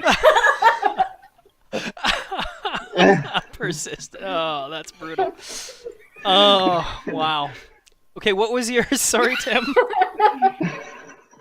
Never cruel or cowardly. Okay, perfect. So attributes, you gain 3 points again, which you can split up amongst 3 or 2. Yep. I put them in daring, control. Fitness, control, and reason. Okay. All right, and disciplines. So your major was of course con. Yes, it was. So that increases by 2, and then you can pick 2 minors. Command and security. Okay. Now remember, no discipline can be higher than 4. That's nothing. Okay. Nothing to live for. And now you get 3 focuses. Okay, I took evasive action, Mm-hmm. Helm's operations, Okay. and martial arts Klingon. Klingon martial arts. Nice. Very nice. Terrifying. Yes. All right. So do you prefer the batleth or the mechleth? The Mechleth. Okay. Page 135, you get a talent at this point. Starship expert. Okay, where's that? It's under con. Okay, perfect. And you have the 3 con requirement? Yep. So whenever you succeed at a con task to identify a type of starship or try to understand an unknown form of starship, you gain 1 bonus momentum, which may only be used on the obtain information momentum spend or to pay part of the cost of the create advantage momentum spend, where the advantage must represent some form of known or observed weakness in the ship being studied. Nice. Very cool. Okay. So that is step 4, Starfleet Academy. Step 5 is how long the character's career has been so far. Now, what I'd like to do is I'd like to suggest that so there's 3 choices. There's young officer, experienced officer, or veteran officer. Experienced officer is considered to be the baseline for most characters, right? It would be very unusual for it to be a young officer. Given that you are senior staff, I'm going to suggest that we stick to the last 2, experienced or veteran. Now, a veteran officer has decades of experience in Starfleet, whereas an experienced officer you have several years of experience and is enjoying a promising career. Derek, what would you like? Would you just like to go with experienced officer, standard? Yeah, I'll go with experienced. Okay. So at this point, you can receive a value, and this value can be chosen freely. Just whatever I Something want. that your character believes in. Constant vigilance. Constant vigilance, okay? And at this point, you also get a talent, which may also be chosen freely. All right, let me take a look. I think I'm going to go for close protection. And you have the security of 4? Yes, I do. Okay, so when you make a successful attack, you may spend 1 momentum to protect a single ally within close range. The next attack against that ally before the start of your next turn increases in difficulty by 1. Very cool. Cool. All right. I don't see the Klingon character taking that talent. I've got him! Ah! All right. Let's see. Then move on to Vanessa, experienced officer. Yes, I'm going to go with experienced officer. Okay, let's choose a value. I'm saying there's danger around every corner. There's danger around every corner. Yes. Okay. and you receive a single talent. Mm-hmm. So would you like it under the medical talents or under something else? I can read from them. What are the other kind of titles that they could be under? It could be. I mean, in theory, it could be anything. Right. Command, con, security, science, engineering. Let's go with science. What's under science? Computer expertise requires a science of +2. In the nick of time requires both an engineering of 3 or a science of 3. We have a science of 2, so And you don't have an engineering of 3 either? no. Okay. Intense scrutiny won't work for you then. And testing a theory requires a science of 2. Let's go testing a theory. Okay, when you attempt a task using engineering or science, you may roll 1 additional d20 so long as you succeed. So long as you succeeded at a previous task covering the same scientific or technological field earlier in the same adventure. That make sense? So if there's a science roll that I've already succeeded at, Yeah. So if you're examining an issue again, like just a second good look at something. or something different about the thing, you're studying okay. the nebula, and you already studied the nebula for one reason, and then you look at it again to see if you can use it as an energy source or something. Okay. Yeah. Then you're better at it. Yes. Good. Okay, great. Michael, Hello. experienced or veteran? I feel like it would be most appropriate to have a veteran captain, but I feel like experienced would probably fit a little bit better. Okay, so let's talk about a value for you. Okay. Kind of going with the cautious by the book, past focus, risk adverse. Yep. Probably phrase that in a catchier way, but something to that effect. Let's see. Task focused, risk averse. How about something like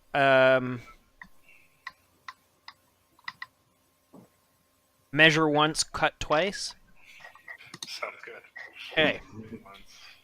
And you choose a talent at this point as well. Okay. Let's go with. You're a little quiet, Michael. Again. Nope. I will speak louder. It sounds like you're almost too far away from your microphone. Yeah. That is strange. Is that any better? No. No? Okay. I'm not too sure how to fix this. Just speak louder for now. I think I have an idea what your issue is, but we can handle it off the air. Okay. Let's go with.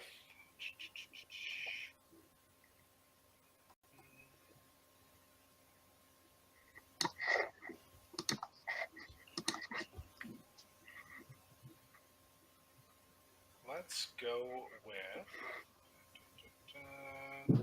personal effects. Personal effects. Where is that? There we are. Character possesses some significant and uncommon item or device which is not part of Starfleet's standard issue, but which was nevertheless useful for missions. The character may select one item with an opportunity cost of 2 or 2 items with an opportunity cost of 1 each. Neither item may have an escalation cost greater than 1. See Chapter 8, Equipment and Technology, for more details. Scroll down to Chapter 8. Okay, Chapter 8. Yep. 183.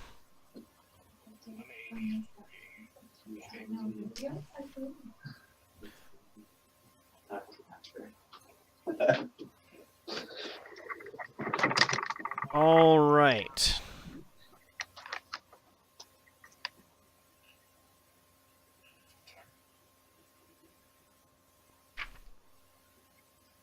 Technology and equipment. Here we go.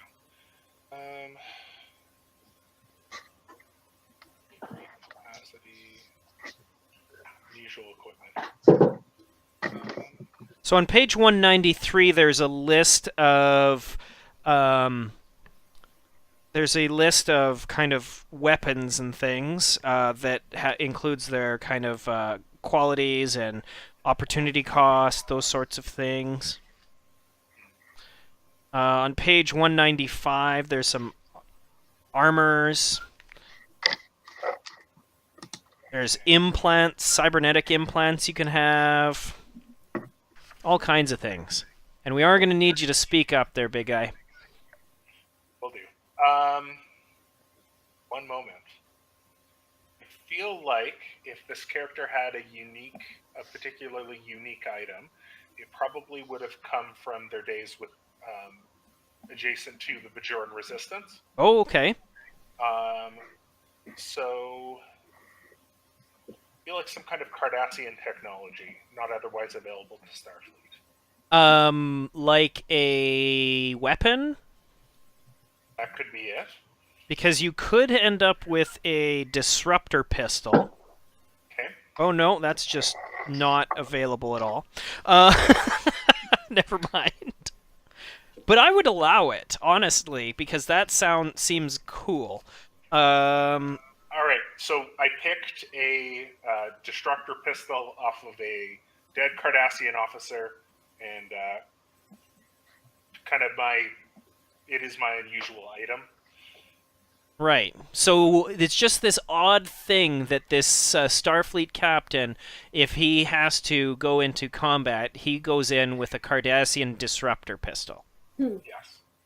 Okay, now on page 193, you'll find the disruptor pistol type. If you want to take a moment and put those things into where your weapons are, at the bottom with weapons, there's a little plus sign. If you click on that, it'll open it up and you can put the information in there.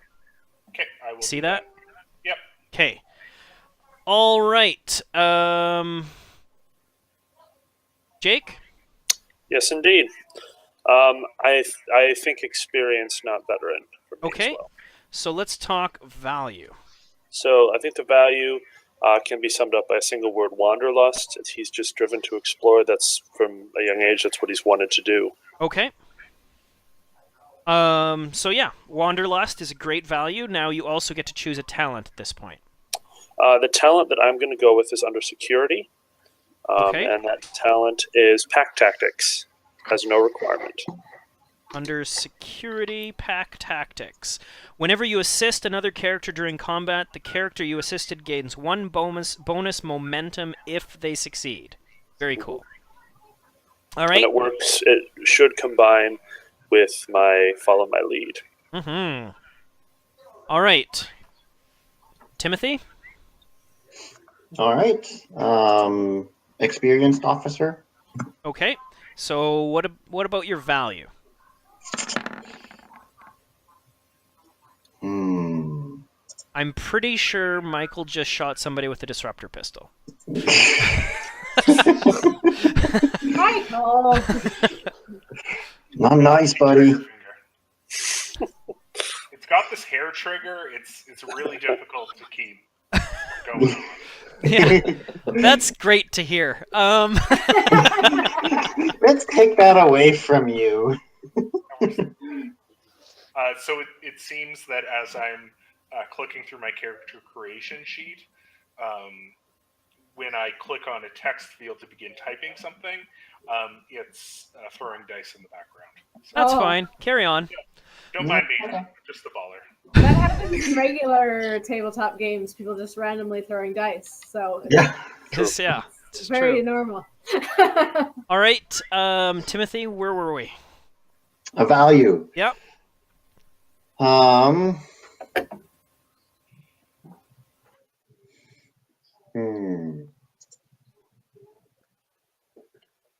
Shoot, I wasn't thinking of this beforehand. Ah, crap.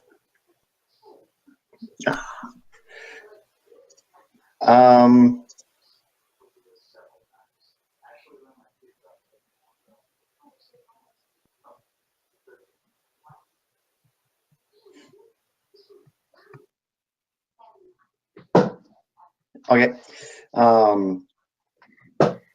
Honor comes from duty. Honor comes from duty. Okay. Tim said duty. You also get to choose a talent at this point.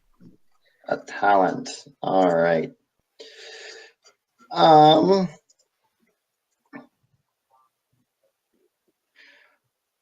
am going to take.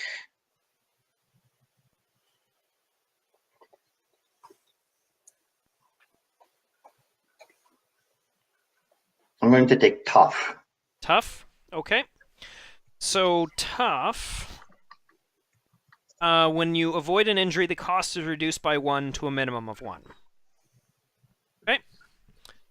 All right. So that is step number 5. Now we're on to step 6, the penultimate step. We determine a couple of career events at this point. All right. Let me see. Now, there is a random table here, which is my favorite. Let's see. How many career events do you get?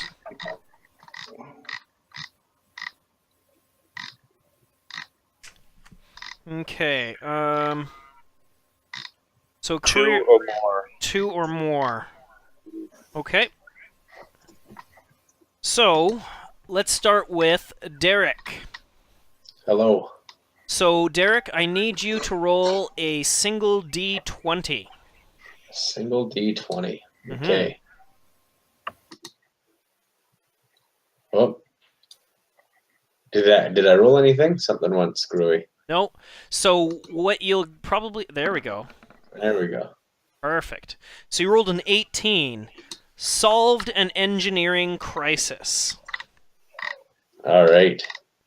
So, the character was instrumental in ending a crisis caused by malfunctioning technology and saved many lives in the process. So, the question is, what technology had malfunctioned and why was it dangerous?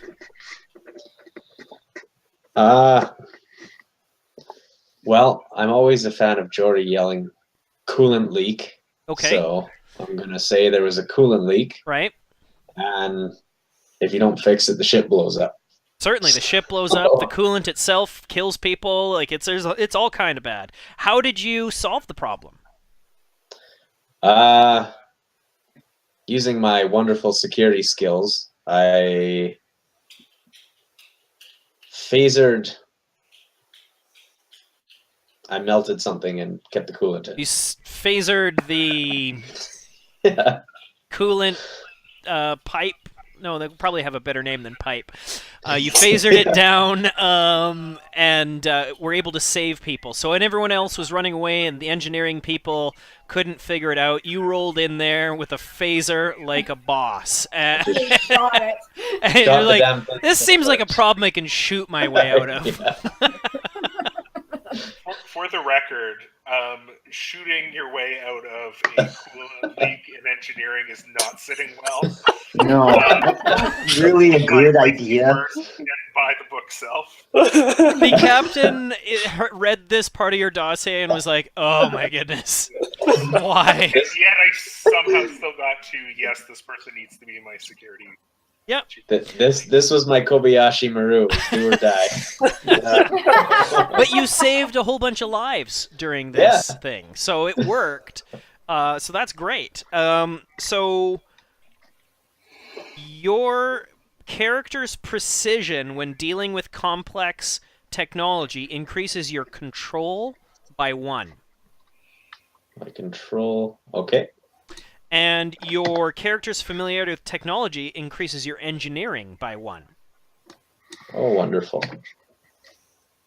And you gain a focus reflecting the technology involved in the event. For example, electroplasma power systems, fusion reactors, warp engines, or in your case, coolant systems. Coolant systems. We definitely made the decision to be a more Canadian-themed game. And it is hilarious to me that your life event is really wrapped up in, like, the refrigeration system malfunctioning. I want to get to about 15 degrees. You got to have that AC going. Right. All right, roll another d20, sir. All right.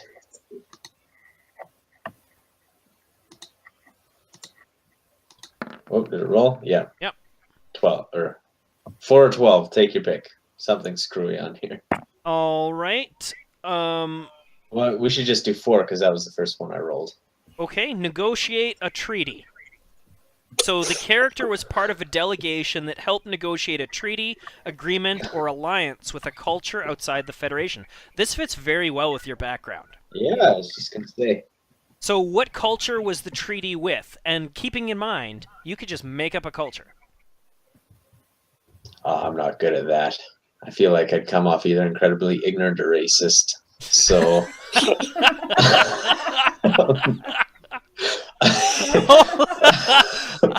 All right, we don't want that. Don't no.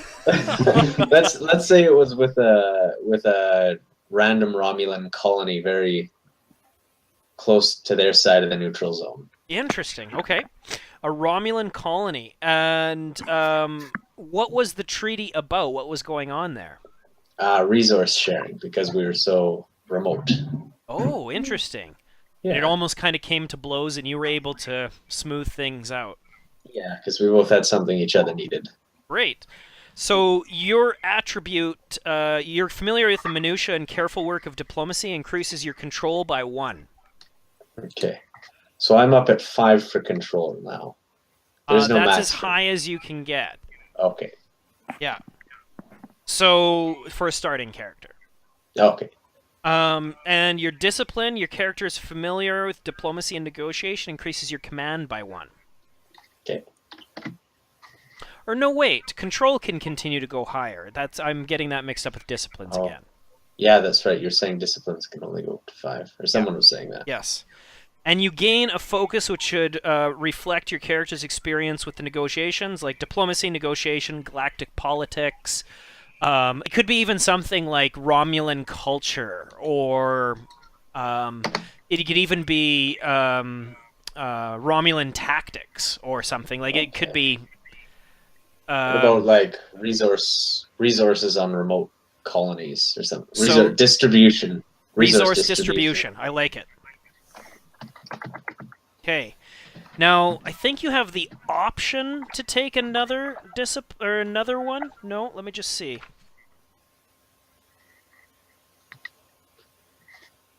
No, I think that's it. So we just each have 2. Okay. So we'll move on to Vanessa. Vanessa, roll a d20. All right. Bam. 4. That was the same. Okay. So you, since we already have somebody that negotiated Sure, a let's treaty, roll do again. you want to roll again? Okay. Yeah. Let's keep it fresh. 3. 3.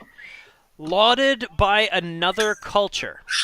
What does it say? Lauded by Lauded another by culture.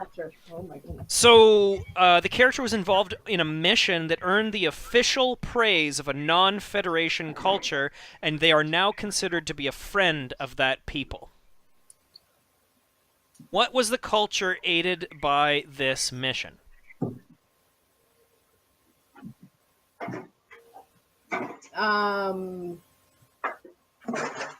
So can you just read that again for me, just so I can kind of Sure. make sure what I'm The character was involved in a mission that earned the official praise of a non-Federation culture. They are now considered to be a friend to that people. What culture was aided in this mission? thinking?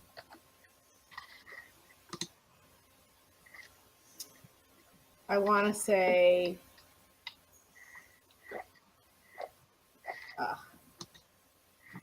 I should just make something up because I don't want to mess with the. You can't mess with. Don't worry about it. Okay, I want to be lauded by the Ferengi. Lauded by the Ferengi. Yes, I do. Very cool. Officially. I lauded know. And considered a friend to the Ferengi people. Yeah. That is amazing. Right? All right. What was the mission? We were in the area and they were having a chronic infection in their lobes. And so that's what definitely ingratiated me into their favor because that's, yeah. Now, that's certainly a good mission, but why was it specifically praiseworthy? Because what was happening was the lobes themselves were like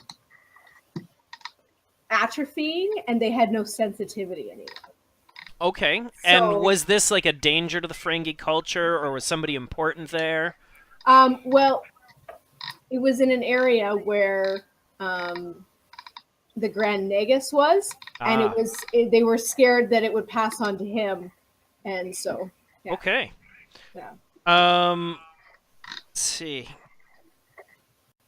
So, do you have any friends or contacts in that culture who can be contacted for help? Yeah, for sure. Okay. So I'm not going to ask you to name them now, but you probably should think about that or keep that in your back pocket. And at some point in the game, if you need help from Ferengis, you could be able to say, well, I have this contact. Okay, perfect. Okay. So your standing and renown increases your presence by 1. Okay. Your broader understanding of the universe and another Hold on okay. 1 second. I was writing down that other stuff. So increases my presence by 1. Yeah, go ahead. Your broader understanding of the universe and another culture increases your science by 1. Okay. And you gain a focus which should reflect the character's experience with that culture. A focus of X culture, replacing the X with the name of that culture is a good example, as would any that represent skills or techniques specific to that culture. So, like, Ferengi culture Ferengi, Ferengi physiology, maybe. Ferengi physiology, okay. The character may gain a trait which would reflect this event. A good example might be friend to the X, with X being the name of the culture. So you can write down as a trait, friend to the Ferengi. As a trait? Mm-hmm. This represents the renown amongst that culture and the benefits and problems that such a trait raises.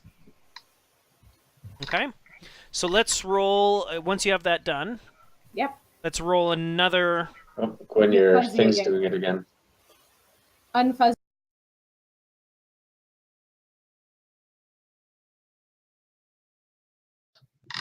How about now? You're good. Okay. Roll it. 3 again. How about let's go again? 2. 4, 2. 3, 2. Okay. Death of a friend. Oh no. During an important mission, one of your character's friends was killed in action.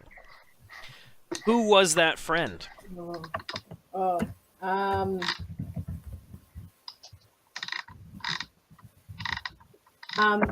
I would say it was my like childhood school friend from Alpha Centauri.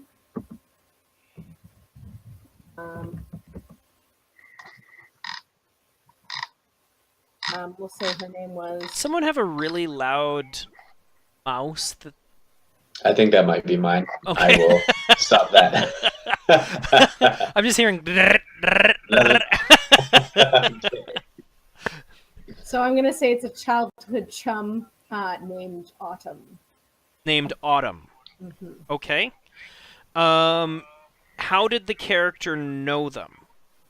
I went to school with her, like Okay. young, yeah. So what was the mission? Does this happen while you're in Starfleet? Okay. On a mission? It actually happened. It was the same conflict. Actually, Autumn was the trail that I got my Your symbiont from? Symbiont from, yeah.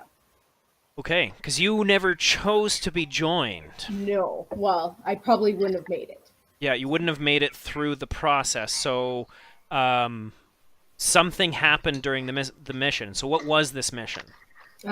We were outside in very remote area, not anywhere near any Starfleet bases, any Trill homeworld, anything like that. We were far in the outreaches, and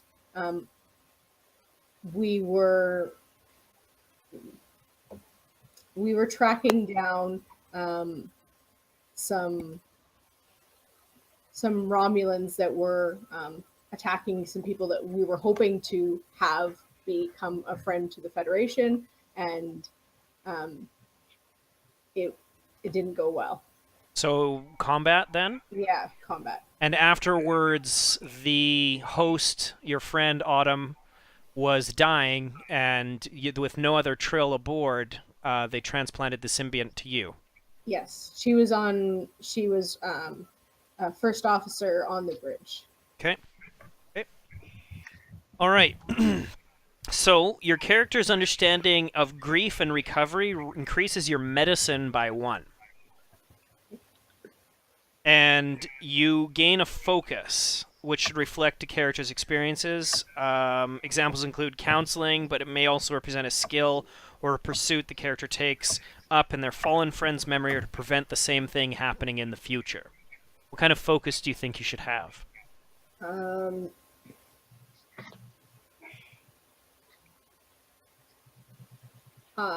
I say maybe empathy. Empathy. Yeah. Okay. All right. All right, let's move on to Captain. Hello. So why don't we get you to roll a d20, sir? All right. 2. Death of a friend. Oh, So much death. so much death. So I have been allowing people to re-roll if somebody else has it. Would you like to keep this or re-roll and keep what you had? Let's keep it. Okay. So during an important mission, one of your character's friends was killed in action. Who is the friend? The friend is someone who I grew up on the starship with, Okay. who, like me, became a refugee and decided to join Starfleet. Okay. And so what was the mission? I'm thinking that we were involved in some kind of... we were involved in kind of maybe a border dispute with the Cardassians. Interesting. And There's like 3 frickin' Bajorans in Starfleet, and 2 of them were on the border with Cardassia. Yeah, that was really poor planning. But this person saw a chance to exact revenge on a Cardassian officer that had tormented his family. A war criminal. Yeah, let's say a war criminal. Okay. So he kind of broke with rank and tried to exact revenge, and he was killed. That sucks. Yeah, Who was to blame for the death? Your friend? I would say so. The death wasn't part of a larger conflict. It was because he... Your character is so trauma impacted, it is not even funny. Everything about your character is like, somebody took a chance and it went horribly. So let's never do that again. Let's not live life. Let's make sure everything is on the... Listen, do you want to get killed by a Cardassian war criminal? Because I don't. All right, so your discipline of medicine increases by 1, and you get a focus. Okay, so medicine increases by 1, and focus. And can you chime off for me some command-related focuses? Command-related focuses will be anything that we make up, but I could look back on the command track section. Astronavigation, composure, diplomacy, extravehicular activity, evasive action, helm operations, inspiration, persuasion, small craft, starship recognition, Starfleet protocols, team dynamics, or something we make up. I feel like we should make something up for this. Okay. Well, maybe team dynamics. Okay. Just being something that's maybe extra valued at this point. Okay. Yeah. All right. So team dynamics. All right. And that was your first one, right? So roll another d20. Okay. 1. 1, 1. 4, 3, 2, 1. Ship destroyed. Yeah. Perfect. Nice. More trauma. Oh, Love that he's our captain. The ship the character was serving on was lost, destroyed during a mission, and the character was one of the few who survived. What was the ship's mission? And can I give a suggestion? give a suggestion. Maybe you were at Wolf 359. Okay. Yeah, I can get behind that. So you and 39 other ships met a single Borg cube in combat at Wolf 359. Met the ship in combat. The ship was destroyed, and I grapple with reconciling, all the previous loss that I've experienced is because people weren't, following protocol or being cautious enough. And in this case, we did everything by the book, everything as we should. We acted as a cohesive team, and everyone still died. Everyone still died. I'm going to say that this was a Miranda class ship Sure. that you were on. Okay. And it was one of the 39 of the 40 ships that were destroyed. Okay. Sorry, what category does this fall under? This is just... These career events are just background for your character. Okay. I was wondering if I should write it somewhere. I But mean, you Yeah. I'm taking it. So attribute, your resolve and competence in a crisis increases your daring by 1. Okay. This is a high daring score for a not daring captain. Maybe when you do things that are daring, you've thought them through so carefully that they're not really that daring anymore. Well, I am studious, so... Discipline, your character's experience of a perilous situation increases your security by 1. Security by 1. Okay. And you get a focus. So examples could include extravehicular operations, small craft, survival. Hell, your focus could be Borg. Well, as a... being that one of the other qualities, I believe, or values was studious. Or was that a value? No, that was I think that was a talent. Yeah, so maybe after the destruction of the previous ship that I was serving on, I've taken a lot of time to study and obsess over information about the Borg. So yeah, then your focus is Borg. Borg specialist, sure. All right, let's move on to Jake. Jake, roll us a d20. Will do. 1. Your ship... Nope. His is delayed. Mine is 14. Oh, 14. All right. New battle strategy. Oh, fun. In combat with a hostile force, the character devised a new strategy or tactic. Who was the battle against? I'm going to go with a rebel sect composed of multiple races. Leadership was human. That was kind of acting as a terrorist cell against the... Sounds like the Maquis. Starfleet. Sounds like the Maquis. Fantastic. That sounds great. Okay. Was this battle against the Maquis in space or on the ground? Given my character's inclination, I'm going to go with on the ground. Okay. And what was the strategy? The strategy was large part bluff, where it was, reminiscent of, making our force seem like it was much larger, and by taking an incredibly aggressive stance of charging with few against many, we were able to rout them, even when if they would have known fully the situation on the ground, the enemy would have stood their ground. A Wow, bold great one. move. So Another bold move. under attribute, the character's creativity under pressure shows boldness and ingenuity, increasing your daring by 1. Okay. And your discipline, you increase your security by 1. Fantastic. You also gain a focus, which might include combat tactics, hazard awareness, or lead by example. I think combat tactics. Okay. All right, let's roll that again. All right. Here we go. Maybe. Oh. It's not coming. There it is.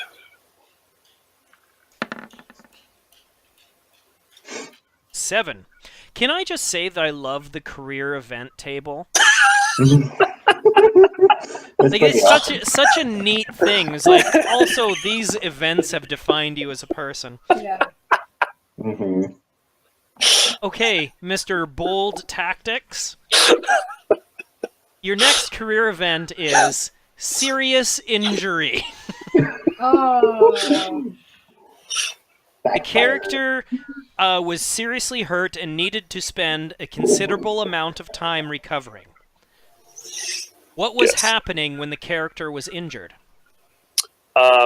He was leading an away team on a planet on a recon mission. Okay. Who was responsible? He was. Okay. What did the what happened? What was the injury? He really thought he could make that jump. He couldn't. It was a bold jump. It It was a bold move. He Bold really move. thought he could make it. Ended up, yeah. Emergency transport! Emergency transport! Okay, what did the recovery entail, and did you need a prosthesis or cybernetics afterwards? I'm going to go with yes. I have no idea what that's going to mean for the need of a prosthesis or cybernetic, but I love the idea of him really, really experiencing the downside of being too bold. Okay. What if you have a cybernetic prosthetic legs?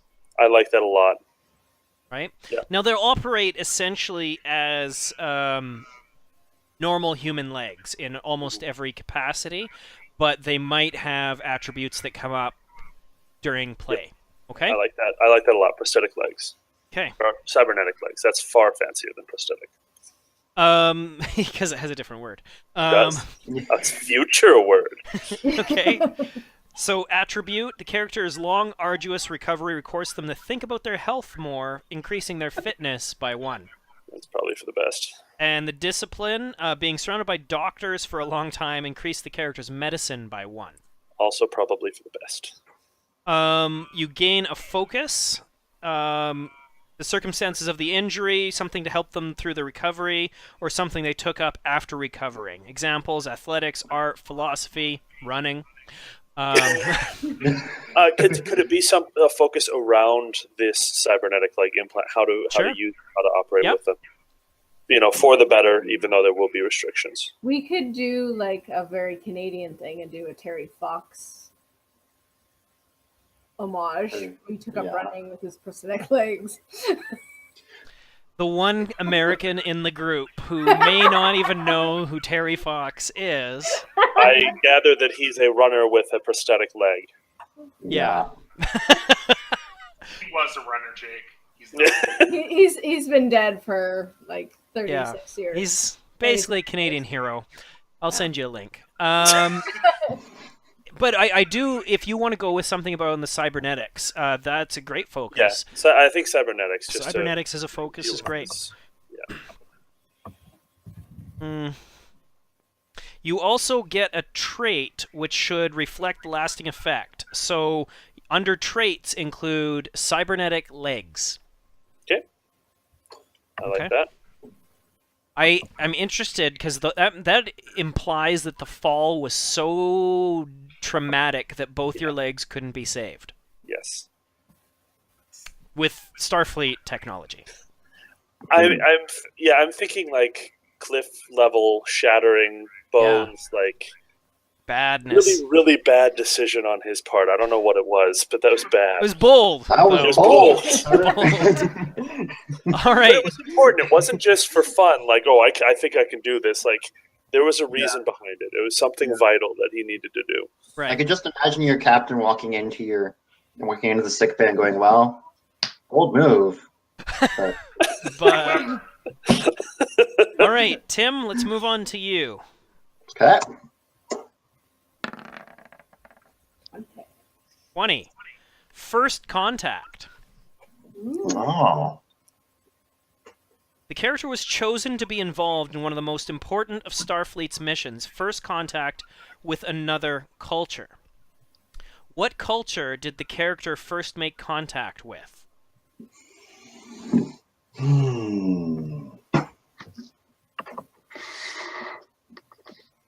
Anybody want to come up with an alien-sounding name to help Tim out? Yeah, come on. I'm not really good at making up names. You know my stance on that. Canadian. Canadian. Canadians? The Canadians. Not. All right, come on, Google in your name generator.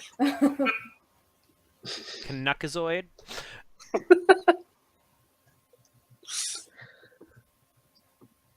There we go.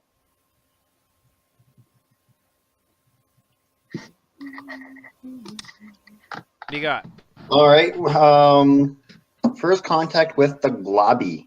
The globby. Can you spell that in the chat box, please? Sure. Hey, so the globby you made first contact with, what? Tell me one defining characteristic about their species.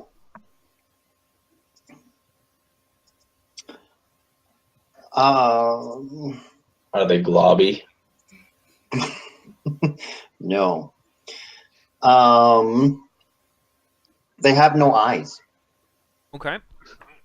Did the first contact go well?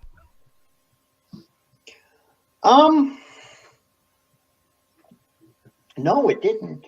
No, what happened? Well, we inserted ourselves. It was me and the first officer. What we didn't anticipate was that since they don't have eyes, they rely on other senses, some of which that we had no idea about, and we were discovered pretty quickly. Okay. And it just led to some misunderstandings, and it went poorly. Okay. Very poorly. You're very stinky. All right. Attribute. The prestige and honor of being involved in a first contact mission is significant. Increase the character's presence by 1. Oh, And there are I many am very ways. present. There are many ways the character can be involved in a first contact. Increase any one discipline by 1. Which discipline is that going to be? It's gonna be security. Okay. And focus, you gain a focus reflecting the nature of the mission. So cultural studies, diplomacy, infiltration, or something we make up. It's gonna be. I was thinking either infiltration or espionage. Okay. Which would you prefer? Let's go with infiltration. Okay. Great. So let's roll that again.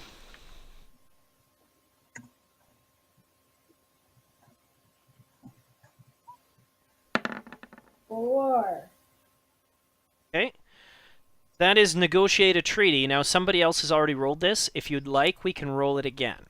Yeah, we'll roll it again. Okay.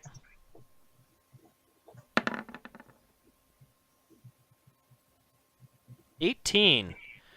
That solved an engineering crisis. You can choose between either of those two.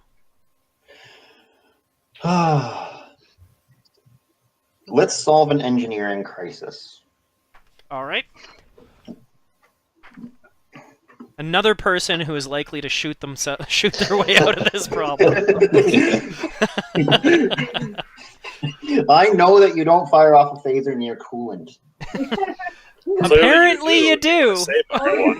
How about a holographic machine gun? Okay, the character was instrumental in ending a crisis caused by malfunctioning technology and saved many lives in the process. What was the technology that malfunctioned? The helm. The helm. So why was it dangerous at that moment? Because we were caught in the gravity of a star. Wow. And what did you do to solve the problem? I had to almost rework some of the basic inputs for the helm control. And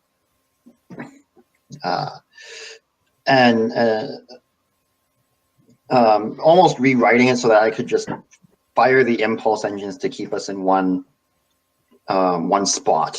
Right. Okay. So kind of had to go right down to basics in order to fix it.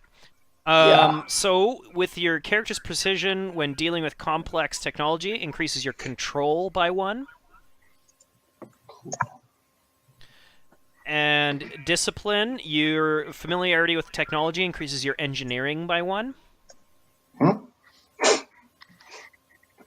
And you get a focus. And I get a focus. And it could be something like helm mechanics. What did you have? Thrusters, or was it, or impulse drives? Impulse engines, yeah. So I mean, I'm gonna go with the impulse engines. I impulse know engines. Okay. the impulse engine. Yeah, it's just something that you are really familiar with. Very comfortable with impulse engines. So I think that's the second one, right? Mm-hmm. That was it. Okay, so now on to step 7, finishing touches. Okay.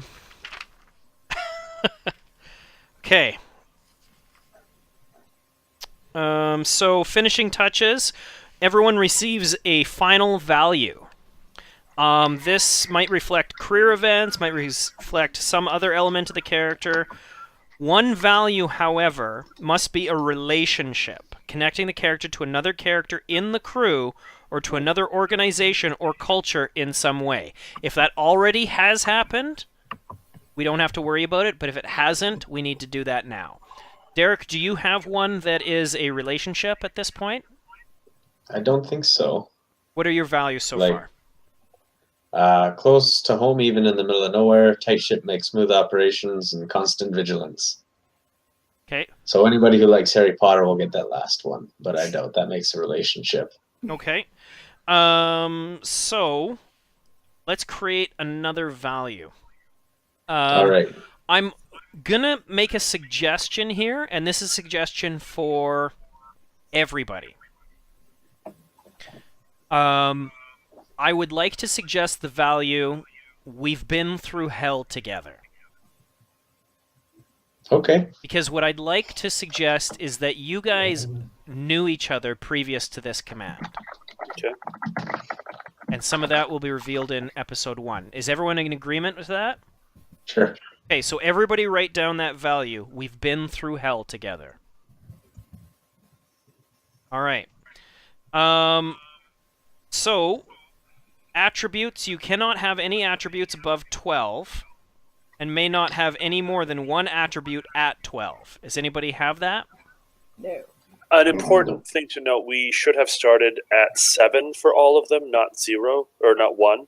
Oh, that's a So great all point. of them need to be increased by 6 So increase all your attributes by 6. because Wow, that will make that make that's more interesting. sense. Okay, thank you for that, because I neglected to do that. It's already done for you on the printed out versions, and Yes. I forgot.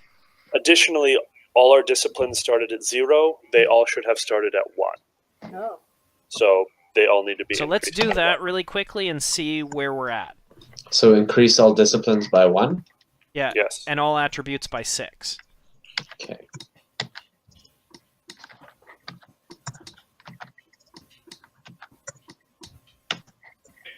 That makes more sense.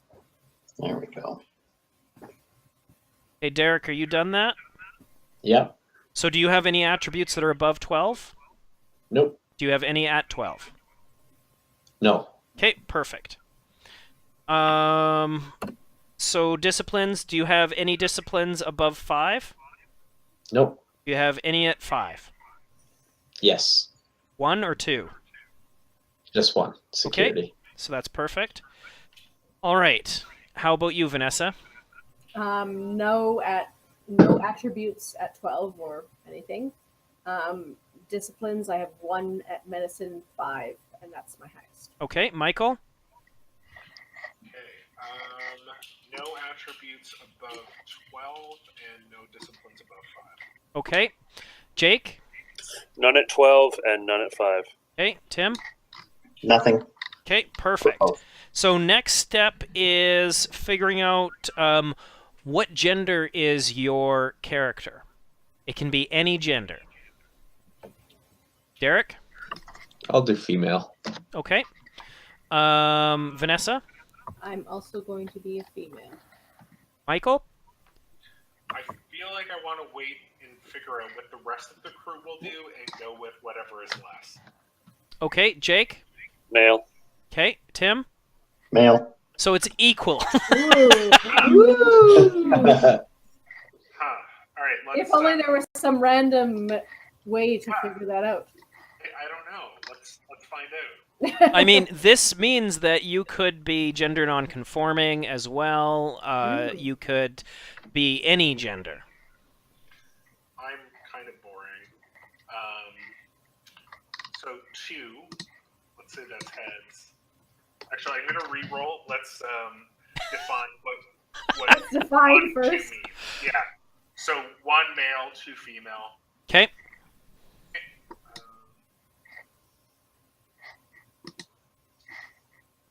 Male. Okay. Great. Next up is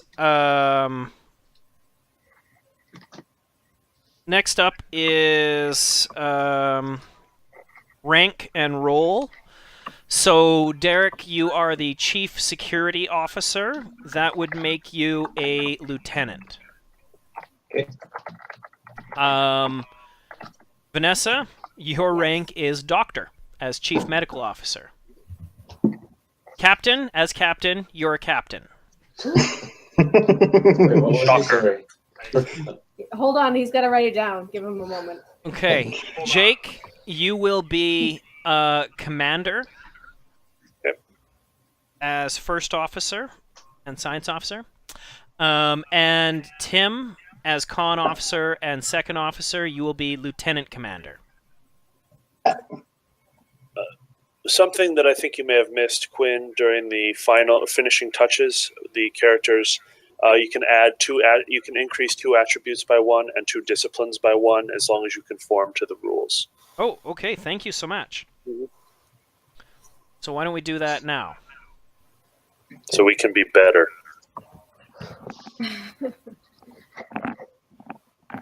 Gwen, you want me to start? Sure. So two attributes by 1. Mm-hmm. Yes. I'll increase daring by 1 and fitness by 1. Okay. And same goes for disciplines. I will increase command by 1 and science by 1. Great. Vanessa? So I did control up by 1, insight up by 1, engineering up by 1, and con up by 1. All right. Michael? Control up by 1, now at 12. And presence up by 1 to 10. Disciplines, command up by 1 to 4. And engineering up by 1 to 3. Okay. Jake? Okay, I'm going to go presence up by 1 to 11. And insight, daring, why not, up by 1 to 11. Then for disciplines, I'm going to take science up to 4. And I'm going to take con up to 2. Okay. Tim? I'm moving control up to 11 and daring up to 10. And then con up to 5 and security up to 4. Okay. Great. Stress. A character has stress equal to their fitness attribute plus their security discipline. So mark that now. And I think they just fill up with color, those boxes.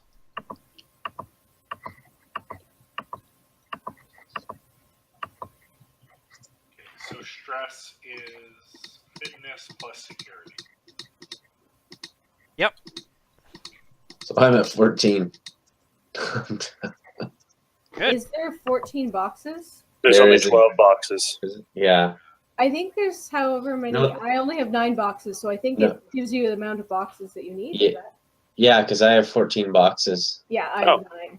So you don't fill them in until you actually take stress, maybe? Oh, okay. Maybe that's yeah, I it. think so. Because Oh, Okay. I see. Perfect. gives you the right amount of boxes. That is handy. It is. All right. Because we all just died. Bam. Well, that was So- quick. I mean, everybody, of course, has a communicator, and you can be issued phasers as required, and medical tricorders and things of this nature. We won't bother writing those down right now. Next up is the names. Now, if you have the stuff before you, on page 124, there's lists of names, or you can come up with something else that you want to call your character.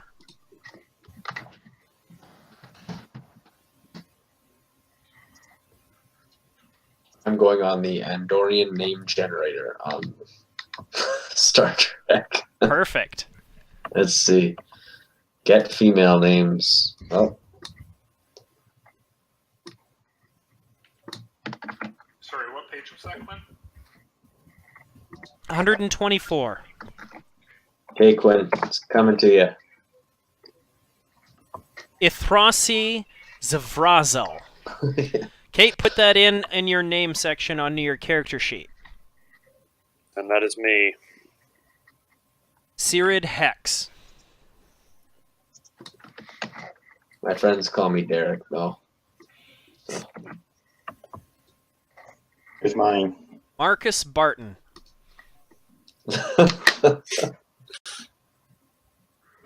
Celis Argel. Vanessa? I will be Bassa Item. Bassa Item. Okay. All right. Perfect. Okay. Let's see.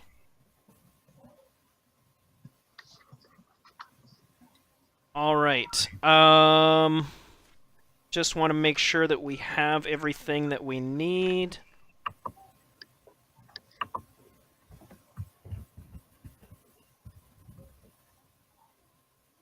So, according to your rank and role, commanding officer,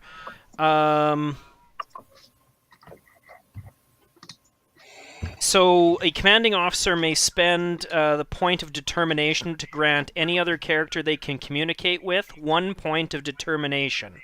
This does not have to be linked to a value. That's what the captain gets. Executive officer, so this is Jake. In that one, when another character in communication with the executive officer spends a point of determination, the executive officer may spend 3 momentum to let that character regain the spent point of determination. Oh, okay. That's on page 126, if you want to reference. Chief of Security. Let's see. Yes. When aboard the ship, the Chief of Security always has the advantage security detachment, which represents the ship's security personnel. Okay. That's on page 127 if you want to double check that.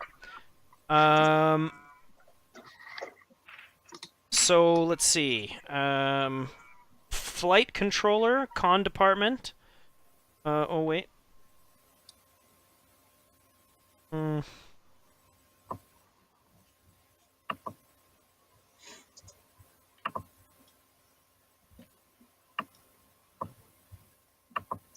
So,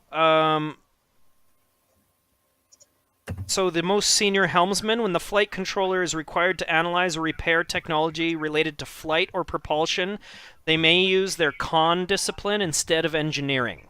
That's Tim. Okay. Let's see. Medical officer. Mhm. When aboard the ship, the chief medical officer always has the advantage medical department, which represents the ship's medical personnel. I miss anybody? No? Okay, great. I think that's everything. So, your characters are complete. What I'd like everyone to do is write up some kind of little description of your character background. Keep it around 100 words. Right? And then we're going to post that in the chat logs for this game so everyone else can read it. And for the viewers at home, we'll post it up on the website. Okay? So get that done before our first game. And last but not least, we're going to have to create the Bonaventure herself. Okay? So before that, if we can just take a 2-minute bio break, and then we'll finish the Bonaventure, and then we're done for the night. Is that all right? Yep. Okay.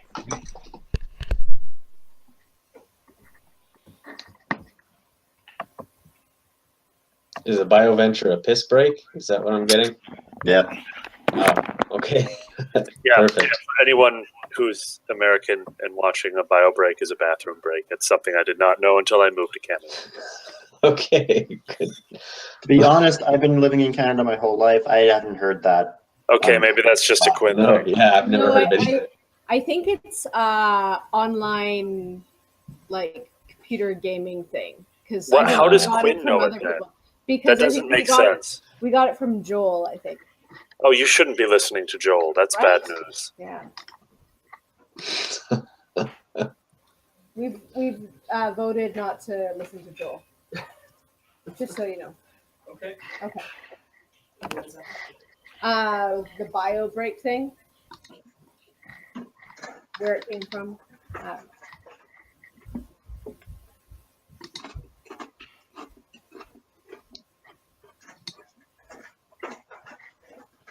So does this personnel file automatically save? I don't have to click anything. It won't Yes, go away. it'll automatically save. Perfect. Okay. Oh, there we go. Okay.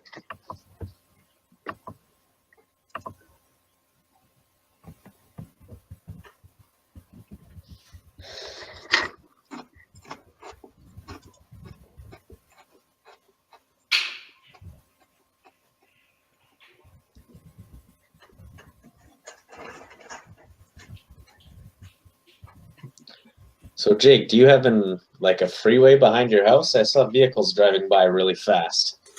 No, that's just Texas drivers who treat all roads like freeways Oh. and drive incredibly large vehicles with incredibly bright lights. Sounds like Alberta.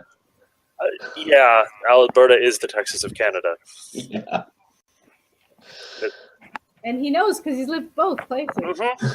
People assumed I just have culture shock when I moved down here, but not even a little bit. No, it's- Oh, wait, your economy's based on oil and you drive big trucks? Oh, Oh. Yeah. you're proud of your beef? Who knew? Yeah.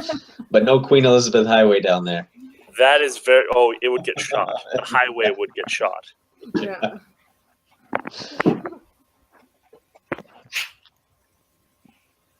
Are you coming up in a couple weekends?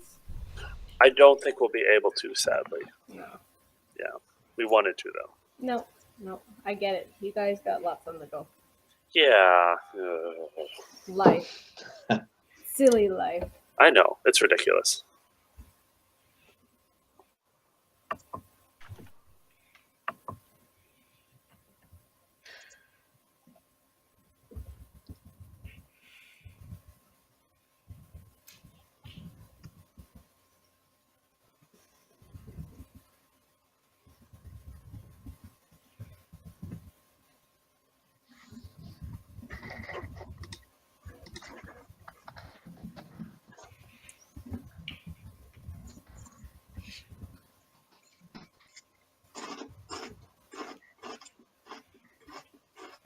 Well, it's good to know my $100 computer can handle Rule 20. I'm glad.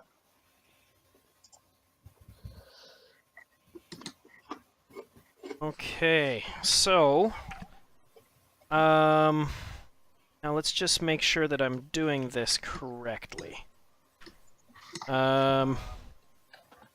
So this part of the game, we create the starship itself, in this case the NCC 2835 USS Bonaventure, and we've already chosen the starship frame, so we'll start there. So the first thing we start with is the year in which the ship exists. So the year that what is the year that we play in? I can't remember off the top of my head. I want to say 2372 or 73. Yeah, I think it's 2372. And that helps us because so the year in which the ship exists will determine how long it's been in service for. So the Excelsior class entered service in 2285. So how long was that? That's almost Just about 90 a years. century, Yeah. right? So that's 9 blocks of 10 years, right? Space frame is the ship's basic structure. Then we do the mission profile, then refits. Okay, so first things first, the space frame. The space frame is so what was this, 2372? Mm-hmm. Okay.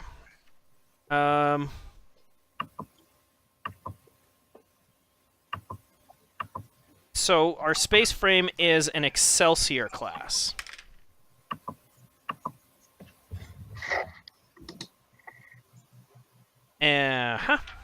So,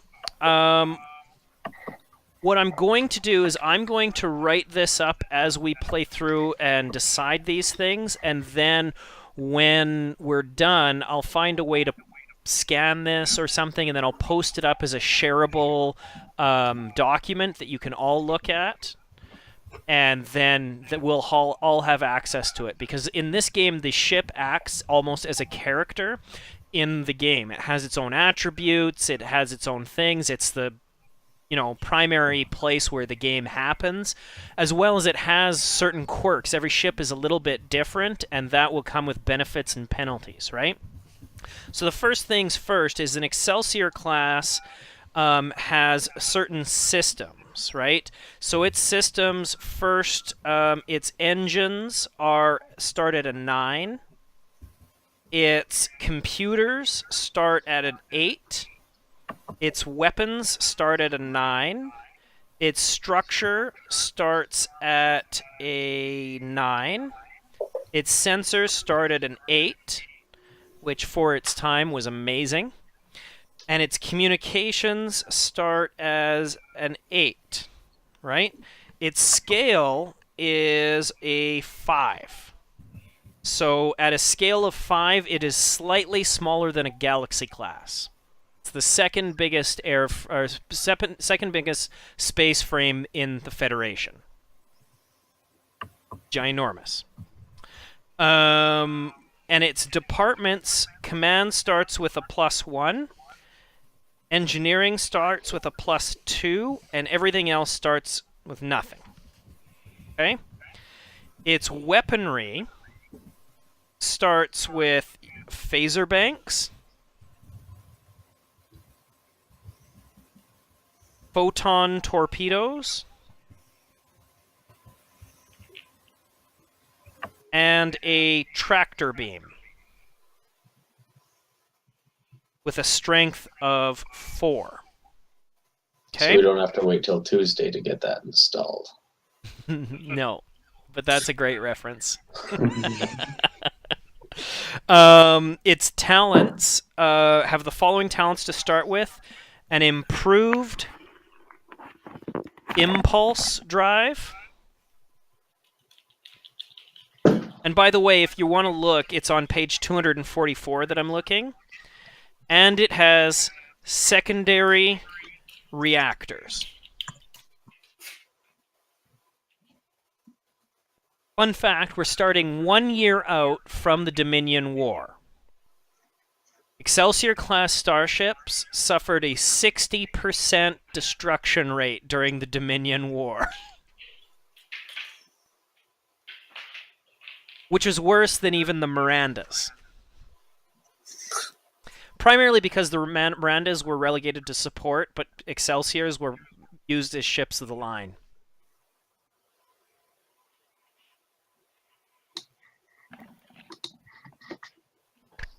Okay. So next we choose our mission profile. So the Bonaventure, or Old Bonnie as she's known, has a specific mission profile. It's part of what distinguishes one ship of her single class from her sister ship. Determines how the ship is equipped, what facilities and personnel are assigned to it, and what kind of operations it's expected to perform. You choose a single mission profile, and that will provide the ship's departments, which are added to those already granted by the class. So far, your departments are command as the +1 and engineering at a +2. So, here are your options, and you can choose this as a group. Strategic and diplomatic operations, pathfinder and reconnaissance operations, technical test bed, tactical operations, scientific and survey operations, crisis and emergency response, multi-role explorer. Which would you prefer?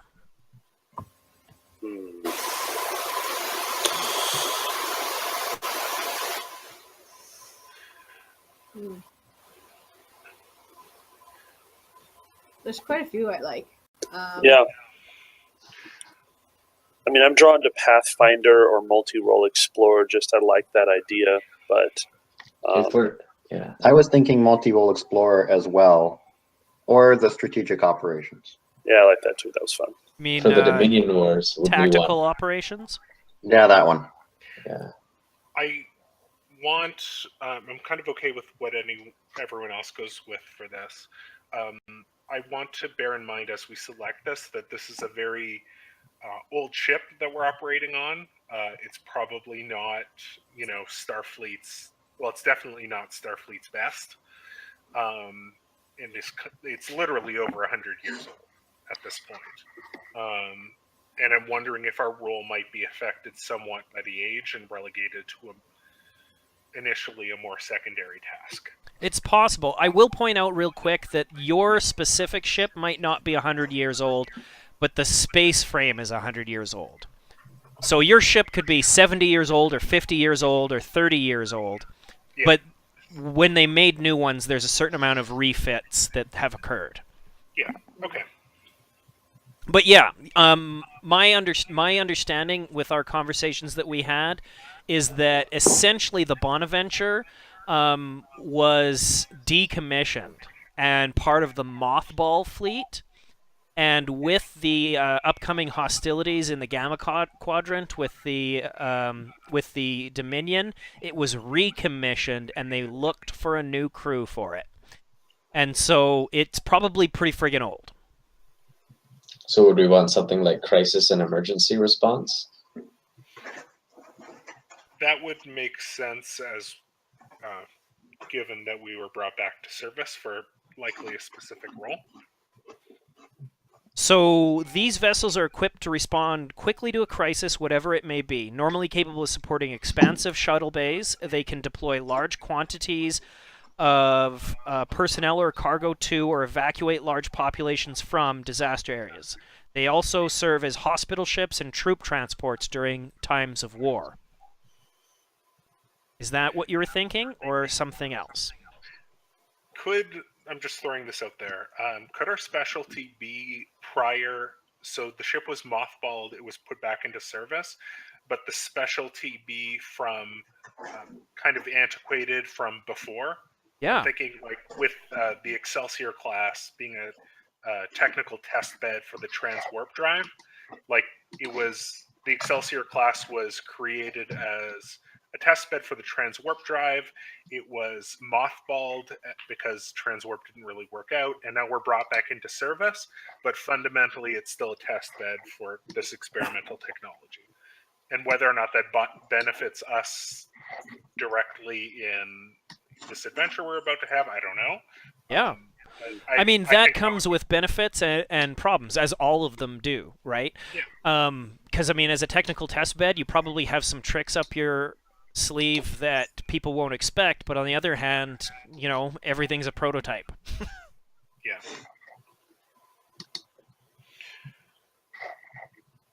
Well, that would be my one vote. I don't know if anyone... I'd second that. Okay. Yeah. Technical test bed. So this ship is equipped with an abundance of state-of-the-art or even prototype technologies, allowing them to be tested and studied in practical conditions so that the flaws can be discovered and overcome, and the systems can be refined and improved upon. These ships are often deployed on broad range of missions to provide the most diverse conditions for equipment testing. Is that what we want? Yeah. Okay. So mission profile, technical test bed. So your departments then, your command increases by 1 to 2. Your security increases to 2. Your science increases to 2. Your con increases to 2. Your engineering increases by 3 to 5. Excellent. And medicine increases to 2. And you get to choose one of the following talents for the Bonnie. Advanced shields, backup EPS conduits, high-resolution sensors, improved power systems, or improved warp drive. If we're an experimental vessel, do we want improved power systems? Let's go with the namesake of the Excelsior and do a warp drive. Yeah. Improved warp drive. Sounds good. I like it. Yeah, let's be able to get away faster. Okay, so this Run is away, your... run away! Charge in faster. Oh, No, definitely. sorry, Mr. Bold. So now you have improved impulse drive, secondary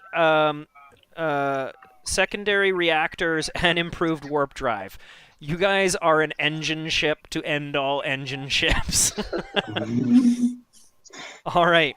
So that is that. Now for the refits. So this is starships receive periodic refits and upgrades throughout their service, or if they're created later in a production run, those refits are just built into the system as they are released.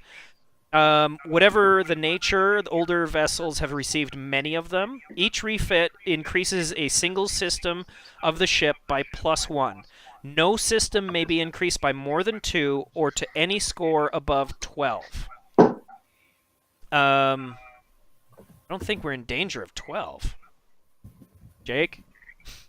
In danger of 12. Am I keeping track of something? No, I'm just wondering, should I be closer to 12? Right now we're at 2, 2, 2, 2, 2, 5, 2. Yeah, I think you probably started something. I've not looked at it, though.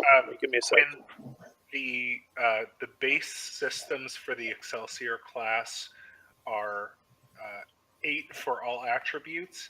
There you go. Except engines. Oh, structure, I'm looking weapons, at which are 9. departments. I'm sorry. Yes, there you go. Okay, thank you so much. That makes way more sense. All right, so you guys have 9 refits to assign. Ooh. All engines. So no Engines and weapons. You weapons. can All weapons. you can't increase anything but by more than 2, and nothing can go above 12. So right now your systems are engines at 9, computers at 8, weapons at 9, structure at 9, sensors at 8, and communications at 8. I want more weapons and defenses, personally. Yeah. Mm-hmm. So So can we pop 2 on each of those? on what? Structure and weapons? And yeah. Okay. So weapons will go up to 11. And structure will also go up to 11. And that uses 4 of the 9. Put this out there. We can have an upgraded weapon suite, and that's great. But if our sensors aren't working, those weapons are literally useless. Perfect. Eyeball it. Increase it. Increase. I can make the shot. So increase sensors by 2. Yeah, let's do that. That's a good idea. Okay. So that brings it up to 10, and we've used 6 of our 9. Can we keep increasing engines? Engines have not been increased, so yeah, we could put 2 in there. I mean, if Sure. we're going to be an experimental warp ship with a warp drive, I mean... That'll bring him up to 11, and that is 8 of the 9. We have 1 point left to spend, and we only can spend them on computers or communications, which are both at 8. Computers? Yeah. Yeah, Processing power. that sounds good. Okay. So computers are now at 9.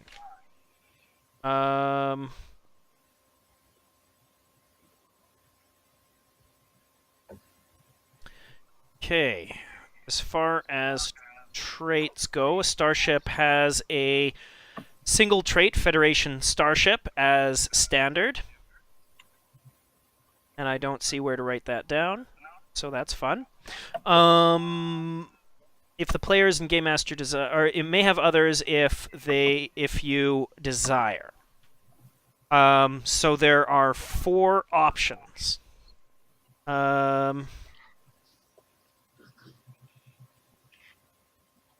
Okay. Traits.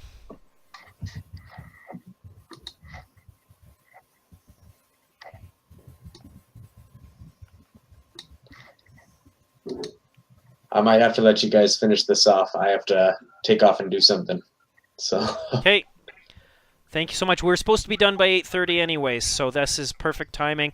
We're just about done. Do you guys mind if we hold on for a few minutes and just finish this last bit up? No, I'll be here. Hey, Cool. thank you so much, Derek. Yeah, we'll see you. We'll talk to you later. All right, sounds good. Okay, traits, Federation Starship. And we can choose between, if we want, prototype, legacy vessel, renowned, or long-serving. I'm loving the prototype theme, but diving too far down that hole may lead to serious problems. Well, I mean, it would have been a prototype like decades ago. If we're going with the, was a test bed and then decommissioned. Right. Then it would still be a prototype. Yeah. So you guys have the imperfect prototypes that have later been perfected and integrated into other classes. But ours are better. Sure.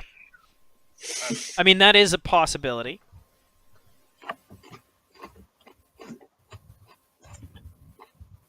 Well, Good call, Captain.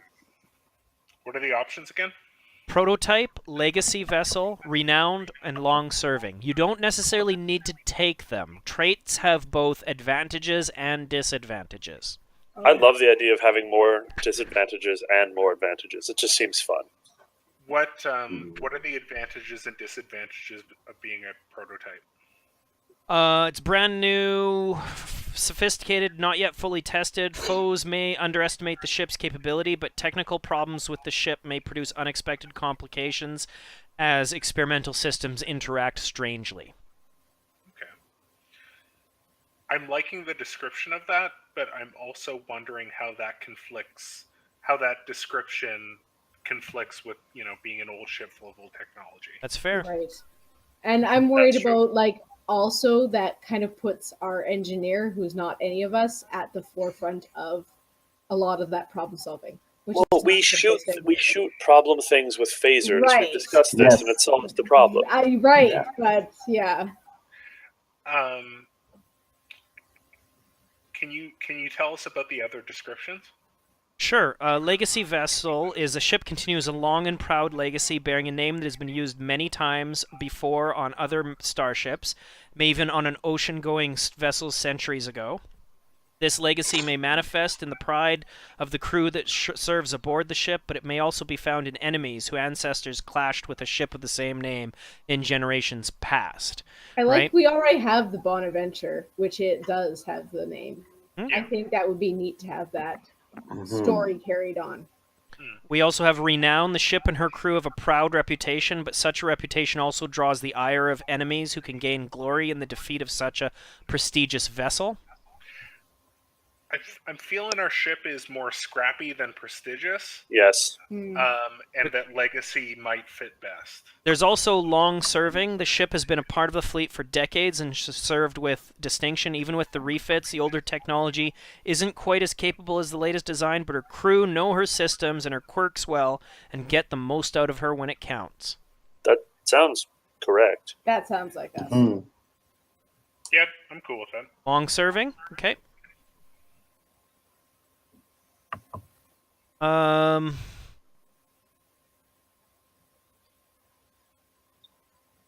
Okay. Systems, departments.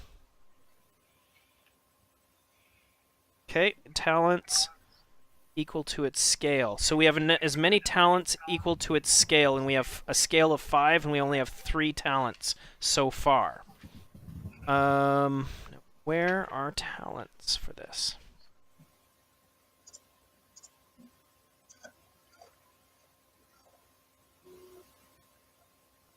So Starship talents, a bunch of them to choose from. I'm going to start listing them off. Just make note if they sound interesting, and I can go back to them. Okay. What page is it on? Page 255. Fantastic. Ablative armor, advanced research facilities, advanced sensor suites, advanced shields, advanced sick bay, backup EPS conduits, command ship, which you guys can't do. Never mind. Diplomatic suites, electronic warfare systems, emergency medical hologram, extensive shuttle bays, fast targeting systems. You can't do that one either. High-resolution sensors, improved damage control, improved hull integrity, improved impulse drive, which you already have, improved power systems, improved reaction control systems. No, you can't have that either. Improved shield recharge. Nope. Improved warp drive. Improved modular laboratories. Quantum torpedoes. Rapid fire torpedo launcher. Redundant systems. Rugged design. Saucer separation. Secondary reactors. Now, technically, the Excelsior can perform a saucer separation as part of its base design. But unlike the Galaxy class, it can't actually put the ship back together again. That Yeah. seems the flaw. Yeah. Well, it's not so much a flaw. You can literally take the bottom piece, and the other part can move away at impulse while you're defending it. It's an emergency, one-time only deal, though. Yeah. So my top votes would be not saucer separation. No. My vote. But then you get a battle bridge. You do, and then you can't get back to your regular bridge. My vote would be for redundant systems Okay. or for electronic warfare. Okay. So you guys get 2 more, so... with redundant systems, you have additional redundancies allowed to withstand severe damage more easily. Nominate a single system. When that system becomes damaged or disabled, the crew may choose to activate the backups as a minor action. If the system was damaged, it is no longer damaged. If it was disabled, it becomes damaged instead. A system's backups may only be activated once per adventure, so subsequent damage will have normal effect. I mean, in theory, you could choose redundant systems twice for 2 different systems. Let's just make the entire ship redundant. The ship is a redundant ship. Yeah. I would suggest for redundant systems, like maybe the shields or defensive systems. Yeah. Let's see. I don't know what the You can't systems take. You cannot take improved shield recharge because you don't have the security for it. No, I mean the redundant system. You have to choose a system. Yeah. So that's engines, computers, weapons, structure, sensors, or communications. Oh, well.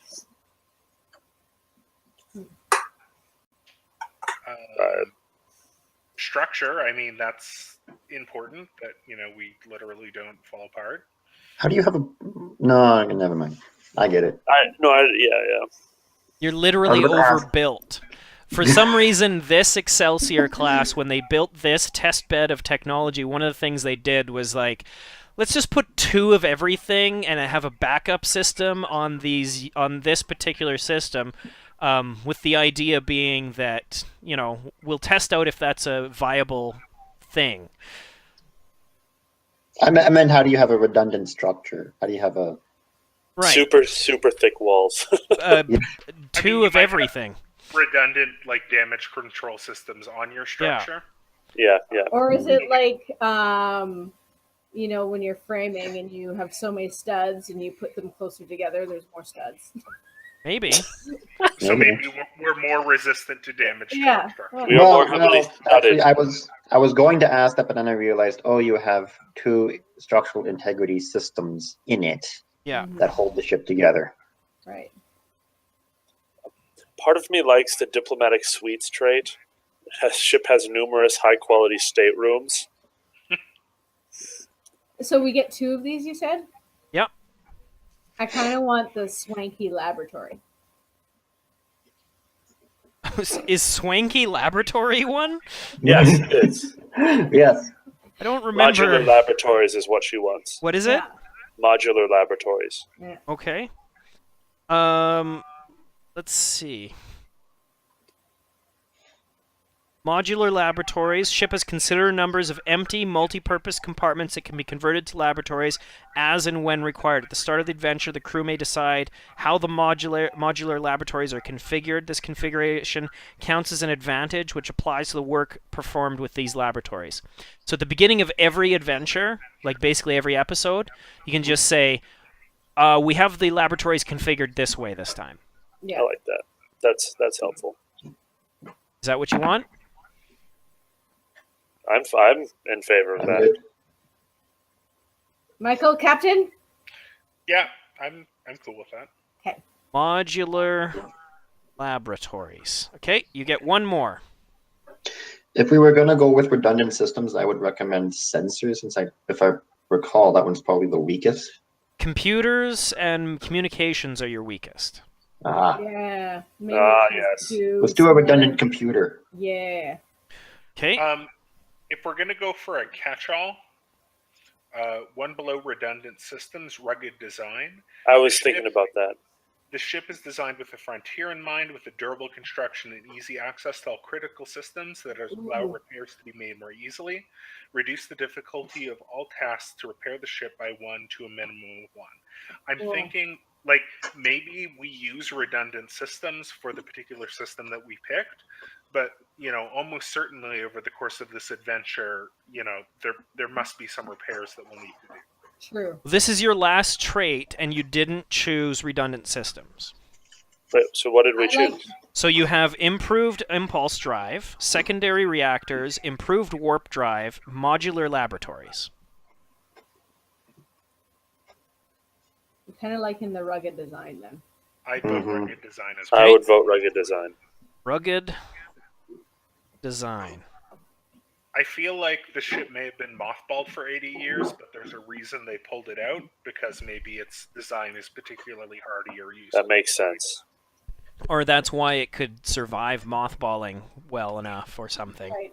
They could easily get into all the systems and retrofit and redo and do what they needed to do. So I'll just let you know what the other things have. So secondary reactors, the ship has additional impulse and fusion reactors that allow the ship to generate far greater quantities of energy, increase the ship's normal capacity by 5, power capacity by 5. How do I find out the power capacity? I'll figure that out. Plus 5 power.